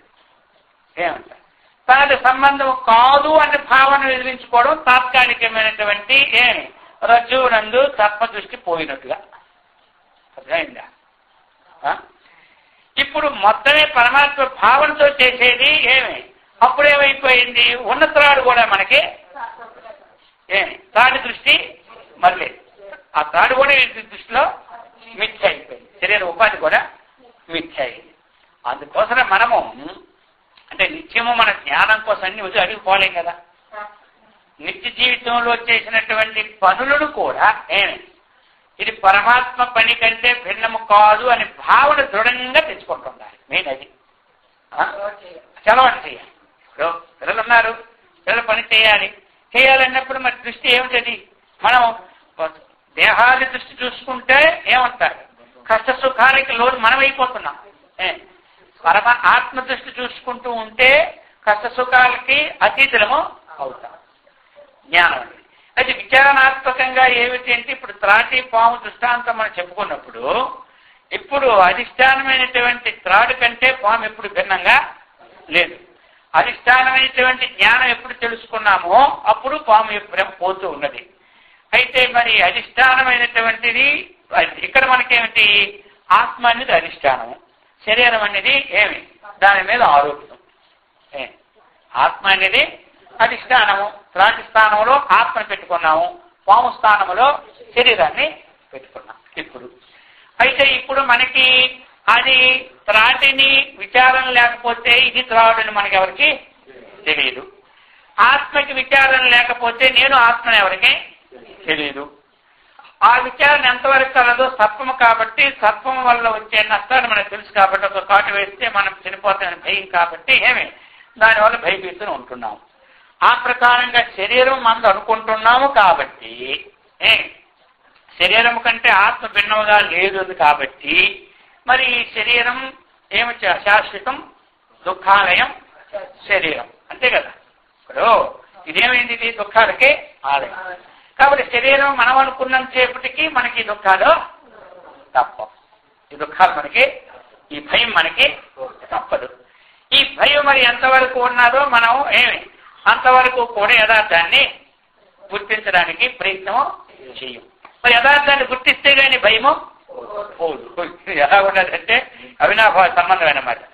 అందుకని ఈ భయం మనకు ఆ త్రాటిని ఏ విధంగా విచారం చేసినామో ఆత్మని ఆ విధంగా మనం విచారణ చేసి నేను పరమాత్మను భావం ఏనాడు దృఢంగా కలిగిందో అప్పుడు మనకేమవుతుంది? శరీరము వలన వచ్చినటువంటి సత్వం వలన కలిగినటువంటి ఉపద్రవాలు త్రాటిని చూసినప్పుడు పోయేటట్టుగా ఈ ఆత్మదృష్టి కలిగేటప్పుడు అప్పుడు ఈ శరీరంలో వచ్చినటువంటి కష్ట నష్టాలకు మనం ఎదుర్కోగలం. లేదా అంతవరకు అది ఎదుర్కోలేదు. అధిష్టానాన్ని తెలుసుకున్నప్పుడే ఆరోపితం మనకేమవుతుంది? యథార్థం కాదని తెలుస్తుంది. అయితే ఇక్కడ ఇంకా డీపుగా మనం వెళ్ళాము అంటే అయితే ముందు వైరాగ్యం లేకుంటే ఇవన్నీ తీరు అవదు. వైరాగ్యం లేకపోతే వీటిని దూరం మనం చేయలేము. వైరాగ్యం లేకపోతే అందుకని కొన్ని మరి ఇంకా మనం వెళ్ళామనుకోండి డీపుగా. ఇంకొక ఉదాహరణ తీసుకొని మట్టి నుండి పుట్టిన కొండలు మట్టి కంటే భిన్నమో కావు. బంగారం నుంచి పుట్టిన వస్తువులు బంగారం కంటే భిన్నమో కావు. ఇనుము నుంచి పుట్టిన వస్తువు ఇనుము కంటే భిన్నమో కావు. అలాగే పరమాత్మ నుంచి పుట్టినటువంటి జగత్తు పరమాత్మ కంటే భిన్నమో. ఇప్పుడు ఏది వదలవలసింది? ఏది పట్టుకోవాలి? ఇప్పుడు ఏది వదులుకోవాలి? ఇప్పుడు బంగారం కాదని నగలు వదిలేయగలమా? నగలని పేరు వచ్చాయి. ఇప్పుడు నగలు వదిలేస్తే అది బంగారం కాదని నగలు వదలగలమా? నగలు ఉంచాం పట్టుకుంటాం. అది మార్పులు ఇచ్చింది కానీ బంగారమే. అలాగనే మనం విచారణ ద్వారా అన్ని దూరం చేసుకుని గుణాతీత స్థితికి వచ్చిన తరువాత ఏ గుణము మనకి గుణాతీత స్థితికి వచ్చిన తర్వాత ఈ పరమాత్మ కంటే ఇవన్నీ ఈ మాయని భిన్నము కాదు. పరమాత్మ కంటే మాయని భిన్నము కాదు. అందుకే అప్పుడు శాస్త్రం ఏం చెప్పింది? ఆ దశలోను సర్వం కల్విదం బ్రహ్మ. అది ఉచ్చ స్థితి. సర్వం కల్విదం బ్రహ్మ. సర్వం కల్విదం బ్రహ్మ అంటే ఎంతకు పూర్వం మనం ఏది వైరాగ్యానికి విచారణకి మన గుణాలు మార్పు చేసుకోవడానికి శక్తి లేక వాటిని ఏం చేశాం? మనం ఇప్పుడు విడదీశాం. అప్పుడు జ్ఞాని అంటే ఏమిటి? అంతటా ఉన్నటువంటి పరమాత్మ ఒకటే అన్నటువంటి జ్ఞానం కలిగడమే అసలు జ్ఞానం. మరి నేతి వాక్య దూరం చేసుకోవడం దేనికోసం అంటే అటువంటి జ్ఞానిని మనం కావడానికి ఇది ఒక ఉపాయం. ఇది మనకి ఉపాయం అంతే. ఇది ఉపాయము. ఇప్పుడు నీటిలో బుడగ పుట్టింది. ఆ బుడగ వికారం వేరు, నోట్లో ప్రాణం పుట్టింది, దాని వికారం వేరు. ఇప్పుడు మనం ఆ నీరు తాగేటట్టుగా నీటిలో పుట్టినటువంటి ఆ పొంగులాగా ఉంటుంది. ఆ పొంగు తీసుకొని గ్లాస్ తాగుతాం. ఎవరైనా తాగుతాం? ఎవరు తాగు. కానీ అది నీటి కంటే భిన్నం అది కాదని తెలిసినా సరే నీటి తీసేవాళ్ళని తీసుకుంటారా? తీసుకో. అలాగనే ఈ శరీరము కూడా అర్థమైంది కదా. ఆత్మ కంటే భిన్నము కాదు. కానీ ఆత్మని తీసుకొని నేను తీసుకోవాలమ్మా. ఇప్పుడు నేను తీసుకోలేము. మళ్ళీ అది తీసుకుంటే దానివల్ల వచ్చే రోగాలు వేరే. ఆ నీటిలో పొంగు తీసుకొని నోట్లు వేసుకున్న తర్వాత అది అత్యధికమైన చెత్త కూడింది, దాని రోగం అది వేరే పడుతుందని దాన్ని ముట్టుకోం. అలాగనే ఈ శరీరాన్ని కూడా ఈ ప్రకారంగా విచారణ మనం చేసుకుంటూ దూరం పెడతాం. కానీ దానికంటే భిన్నం ఇప్పుడు అందుకే జ్ఞాని దృష్టిలో వాడు ఏ వ్యాధి గలవాడైనా ఏ జబ్బు గలవాడైనా వాడిని తాకాలంటే జ్ఞాని జరగడం. ఇప్పుడు మనం సర్వం కలిగిన బ్రహ్మే కాబట్టి ఒక టీవీ వ్యాధులు పట్టుకొని కోవించుకుంటామా? చెప్తున్నా విషయం. పట్టుకుంటామా? మరి పెద్ద పెద్దవారు కథలు చదివేం కదా. వాళ్ళు అలాంటి వాళ్ళు వచ్చినప్పుడు కూడా వాళ్ళని చక్కగా పట్టుకొని వాళ్ళ వ్యాధులే నివారణ చేసేవారు. మన కథల్లో చదవలేదా? ఎన్నో గాథలు ఉన్నాయి కదా. రమణ మహర్షి గాథలు ఉన్నాయి, షిరిడి సాయిబాబా గాథలు ఉన్నాయి. మరి ఇప్పుడు ఎందుకు అంటే దృఢం అయిపోయింది. వారి దృష్టిలో వ్యాధి కూడా పరమాత్మ కంటే భిన్నమో ఏమంటారు? ఆ నీటిలో వచ్చే నురుగు నీటి కంటే భిన్నము కానట్లుగా శరీరం నుంచి పుట్టినటువంటి వ్యాధులు కూడా శరీరం కంటే భిన్నము కాదు కాబట్టి, శరీరం ఆత్మ కంటే భిన్నము కాబట్టి, ఆత్మ దృష్టి ఉంది కాబట్టి వారికి ఏమీ కావడం లేదు. వాళ్ళకప్పుడు మనకేమిటి అంటే వాస్తవికంగా పాముని యథార్థంగా త్రాడు తెలుసుకుని పాము దృష్టి పోయింది. ఆ విధంగా అక్కడికి విచారణ. ఆ తర్వాత మనము పరమాత్మ స్వరూపంలో దృఢవైరాగ్యం వచ్చి దృఢమైనటువంటి స్థితి కలిగినప్పుడు మన దృష్టిలో ఈ జగత్తంతా మిథ్య. జగత్తంతా అదే కదా, అప్పుడన్నీ మనకి మిథ్య అనమాట. అప్పుడన్నీ మనకి మిథ్యే. అయితే మరి అది అతీతమైన జ్ఞానం కలిగేటప్పుడు ఇది మిథ్య అవునా కాదా? అతీతమైన జ్ఞానం కలిగేటప్పుడు పరమాత్మ కంటే వస్తువు భిన్నం లేదు కాబట్టి ఇది మిథ్య అంటే పరమాత్మ కూడా మిథ్య అయిపోతుంది కదా. అందుకని ఒక స్టెప్ వరకు మనం ఏం చేయాలి? వీటిని దూరం విడదీయాలి. అందుకని ఆ విధంగా ఎవరు ఈయన కూడా విడదీశారు. ఎవరు? సికింద్రజీ మహారాజ్. అప్పుడు అంటున్నాడు, ఎంత విడదీసినా సరే అద్వైత అది ఆనందైక సాక్షి చైతన్యం మాత్రం నేను తెలుసుకోలేకపోతూ ఉన్నాను అంటున్నాడు. అద్వైత ఎంత విడదీసినా ఆ సాక్షి అది ఏమిటంటే ఇక అక్కడికి అది మనం అనిపిస్తున్న విషయం, అనుభవమైనటువంటి విషయము. ఆ అనుభవాన్ని మనం విడదీయాలి. అనుభవాన్ని బెల్లం తిన్నాం, బెల్లం యొక్క అనుభవాన్ని విడదీసి చూపెట్టాలంటే ఎవరికారు? ఇప్పుడు బెల్లం యొక్క అనుభవాన్ని విడదీసి చూపెట్టాలంటే ఎవరికి? చుమే కాదు, అది ఎవరికి వారే? తినవారి. ఈ ప్రకారముగా చెప్తున్నారు. ఈ కారణము చే నేను చిరకాలం నుండి ఇప్పుడు చాలా కాలం నుంచి దుఃఖావస్థలో ఉంటున్నాను. అందుకప్పుడు చెప్తున్నారు కుంభవచ ఏతావన్ మాత్రకం వృందం యది నత్వం మహీపతే జడత్వాత్తు తన్మహాబుద్ధే యోసి తద్వదమే అనఘాం. ఈయన యొక్క విచారాన్ని ఆయనకు ఆనందం కలిగింది. ఎవరికి? కుంభర్షుడు. అందుకు ఇప్పుడు ఒక అనఘ అని సంబోధన చేసినారు. భగవద్గీతలో కూడా అనఘని సంబోధన చేస్తూ ఉంటారు. అఘం అంటే ఏమిటి? అఘం అంటే పాపం, అనఘ అంటే పాపం. అది మోగం పార్థ సజీవ. ఎవరు మోగం పార్థ? ఎక్కడ వచ్చింది ఇది? భగవద్గీతలో మోగం పార్థ సజీవతి. ఎవరైతే భగవంతుని సొత్తు భగవంతునికి పెట్టకుండా తింటూ ఉన్నాడో వాడు పాపాన్ని తిన్నవాడే కానీ అన్నం తినేవాడు. అది అగం అక్కడ. అందుకని అనఘ అంటే ఇంత విశాలమైనటువంటి విషయం ఎవరికి బోధపడుతుంది? పాపరహితుడికే ఈ విషయం బోధపడుతుంది. పాపరహితుడికే నేను ఇంద్రియాలు కాదు, శరీరం నేను కాదు, మనస్సు నేను కాదు, బుద్ధి నేను కాదు అన్న విజ్ఞానము పాపసహితుడికే ఉదయం కాదనమాట. అందుకని ఓ పాపరహితుడా అని అంటూ, ఇంకా ఎలాంటి వారు నీవు? మహాబుద్ధిమంతుడు. ఎందుకు అంటే ఆ పరిపూర్ణమైనటువంటి ఆనంద స్వరూపమైన పరమాత్మ స్వరూపంలో తాదాత్మ్యాన్ని చెందిపోయేటువంటి ఆ అమృత సుఖాన్ని నేను ఇంకా అనుభవించలేదు అన్నటువంటి విషయం మీదే ఉన్నా. ఎందుకంటే ఐహిక సుఖములన్నీ కూడా అనుభవించినటువంటి వాడవి. ఇవి అనుభవించిన వీటి వల్ల తృప్తి పడడం లేదు. ఎందుకు? సుఖమల్పం బహుక్లేశం విషయగ్రాహిన అది. అందుకని అనంతం బ్రహ్మనిష్టానం, అనంతమైన సుఖము ఆ బ్రహ్మనిష్ట ఎందు ఉంటుంది కాబట్టి అటువంటి బ్రహ్మాత్మిక విజ్ఞానాన్ని నేను పొందలేదన్నమాట చెప్పాం. అది వచ్చి మహా బుద్ధిమంతుడైనమాట.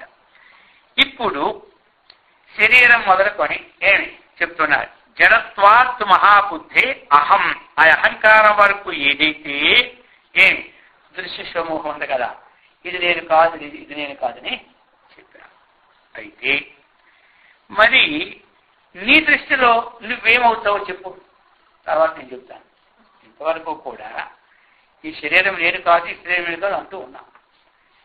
నీ అనుభూతులు చెప్పినాయి కదా. మరి నీ దృష్టిలో ఈ శరీరం కాకపోతే ఏమవుతావో ముందు నువ్వు చెప్పు. ఎందుకంటే ఆయనకి ఎంతవరకు అది ఉందో తెలుసుకోవాలి కదా. ఈయన అంటే ఇప్పుడు ఆయన చెప్తున్నారు, చిన్మాత్ర మహిమహం అధ్యాత్మా వేదనం విదుషాంవర యత్ర భావాః స్వదంతే తే నిర్ణీయంతే చయేనవా ఏవం రూపస్య మే లగ్నం నూనం అలమకారణం సకారణం యాహమితి యత్పదం చ న వేద్మ్యహం అతదేతత్ ఆత్మీయం ప్రమార్షం అలమాత్మనః. ఇప్పుడు ఆయన చెప్తున్నాడు చిన్మాత్రం అహం, అది ఆయన అనుభవాన్ని ఇప్పుడు చెప్తున్నాడు అనమాట. ఏం చెప్తున్నాడు? ఏదైతే ఏమి ఈ అన్నిటికీ కూడా ఆధారభూతమైనటువంటి ఏదుందో ఆయనకి శుద్ధమైనటువంటి చిన్మాత్ర సాక్షి చైతన్యమునే నేను అన్నారు. ఆయన కలిగిన జ్ఞానం చెప్తున్నారు అన్నమాట. ఇప్పుడు అది శాస్త్రం ద్వారా కలిగింది, అనుభవం ద్వారా కలిగిన తర్వాత విషయం అర్థమైంది కదా. ఇప్పుడు ఆయన కలిగినటువంటి ఇది కాదు అనుకుంటే ఏది నువ్వు అనుకున్నావు? తర్వాత చెప్పావు జలదేహమైన జగత్తును నేను కాదన్నా. అయితే నీకేమనుభవం కలిగిందంటే ఇప్పుడు ఆయన చెప్తున్నాయన్నమాట, చిన్మాత్రోహం, ఆ చైతన్యమే నేను అని ఈ ప్రకారంగా చెప్పుకొచ్చారు. ఈ ప్రకారంగా ఎప్పుడైతే ఆయన చెప్పుకొచ్చారో ఇప్పుడు దానిలో ఉన్న తారతమ్యాలను బట్టి ఈయన ఇంకో ప్రశ్న వేస్తున్నాడు. ఏమని? అది చిన్మాత్రోహం అని నేను అనుకున్నా ఈ అనాత్మరూపమైనటువంటి ఏ అహంకారం ఏమైతే ఉందో అనాత్మరూపమైనటువంటి తాదాత్మ్యం చెందిపోయి ఏ అహంకారం అయితే ఉన్నదో దానిని మాత్రం నేను మాత్రం పూర్తిగా నాశనం చేసుకోలేకపోతున్నాను. శాస్త్రము ద్వారాగా నేను విన్నా, వింటూ ఉన్నాను, అనుకుంటూ ఉన్నాను. ఇన్ని అనుకుంటున్నా అది మూలం ఉంది కదా, ఆ తాదాత్మ్యం అది మాత్రం నేను మాత్రం నాశనం చేసుకోలేకపోతున్నా. అది ఇప్పుడంత దాకా వెళ్ళిన తర్వాత ఈ ముక్క ఆయన చెప్పాడంటే ఇప్పుడు ఆయన దగ్గరికి ఎవరైనా పోతాడా?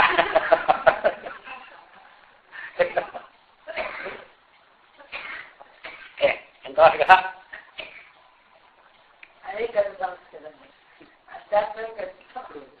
మమ్మల్ని కొట్టేసినా మీరు తాడ పామంటే మీరు తాడే అంటాం. కానీ ఎక్కడ పోయింది నేనన్నది అదే. ఇప్పుడు ఆయన యథార్థాన్ని ఒప్పుకోవడం అంటే ఇది నేను కానన్న లోపల ఏమనుకుంటాడు, నాకంటే గొప్పవాడు లేడనుకుని ప్రవర్తిస్తాడే కానీ ఇంకా నాకు తెలియదు అనుకుంటాడా? తెలియదు అనుకుంటే పక్క వాడికి అనుమానమే. నేను ఇది ఎంత గొప్ప నేనే తెలియదు అంటే నా దగ్గర ఎక్కువ వచ్చిన వాడే ఉండదు కాబట్టి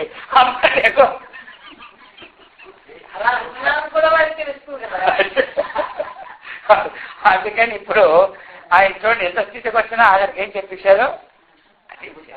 ఇప్పుడు కూడా ఆ అనుభవాత్మకమైనటువంటి పూర్తి రానంత వరకు యథార్థాన్ని తెలుసుకున్నాడు. అది నాకు ఇంకా తెలియదని అంటారు. అందుకే అవిజ్ఞాతం విజానతం, విజ్ఞాతం అవిజానతం అన్నారు. అంతా నాకు తెలిసిందని నోడుతూ అన్నవాడికి వాడికి ఏమీ తెలియదు. అర్థమైంది? ఏం తెలిసింది? అది యద్వాచ అనభ్యుద్ధితం. ఏమంటారు? వాక్కుల చేత వర్ణించడానికి వీలు కాదు. ఈయనేమో వాక్కుల ద్వారాగా వర్ణించింది అంటున్నాడు కదా. అర్థమైంది? వాక్కుల ద్వారాగా వర్ణిస్తున్నాడు. యద్వాచ అనభ్యుతం ఏనవాగా అభ్యుద్ధితే తదేవ బ్రహ్మత్వం విద్యనేతం విదిదం ఉపాస్తే అన్నారు. యద్వాచ ఏది వాక్కుల ద్వారా వర్ణించడం వీలు కాదో, వాక్కులకి ఏ దేవిశక్తి ఇస్తున్నారో అది బ్రహ్మ అంటుంటే నీకు తెలిసిందని ఎలా నువ్వు వదిలిస్తున్నావు అని ప్రశ్న వస్తుంది. అందుచేత అవిజ్ఞాతం విజ్ఞాతం నా విజానాసి అన్నాడు. అందుకని ఆత్మతత్వం అంతా కూడా చాలా సూక్ష్మమైనటువంటిది అనమాట.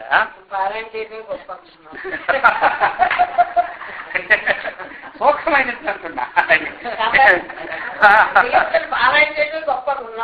అంటే మీరు పారాయణ చేసింటే ఆ పనులు ఇప్పుడు వచ్చింది మీకు ఏమంటారు? ఆ పారాయణ చేయడమే పనం మీకు తెలియకుండా ఇచ్చేస్తున్నాడు భగవంతుడు. అర్థమైందా? ఏమి పారాయణ పలం ఇచ్చారన అని ఈ ప్రకారంగా అంటున్నారు కుంభుడు. ఈ ప్రకారంగా ఆయన చెప్పేసినారు. చెప్పిన తర్వాత బ్రూహి కిం తన్మహాబాహో లగ్నం తవమలం మహతుం స్థితోసి ఏన సంసారి సతావాప్యధవా సతా. ఓ గొప్ప రాజా, బ్రూహి కిం లగ్నం తవ మలం మహత్తు. అయితే ఏ మహామలమైతే నీ ఎందు సంలగ్నమై ఉన్నదో ఆ అహంకార రూపమైనటువంటి మలము నా నుంచి ఇంకా వదలలేదు అంటున్నా కదా, ఏ మలమైతే నీకు సంలగ్నమై ఉన్నదో అది సత్తా అసత్తా అది రావు చెప్పన్నాడు. అది సత్తా స్వప్నాన్ని తీసుకుంటున్నాడు. సరే ఇప్పుడు ఏం చెప్తున్నాడు? సత్తా అసత్ అంటే వెంటనే ఎలా చెప్పగలం? మళ్ళీ ఈ రోజు అలా విచారించుకొని మళ్ళీ రేపు సాయంకాలం 3:30 చెప్తాను అంటున్నాడు.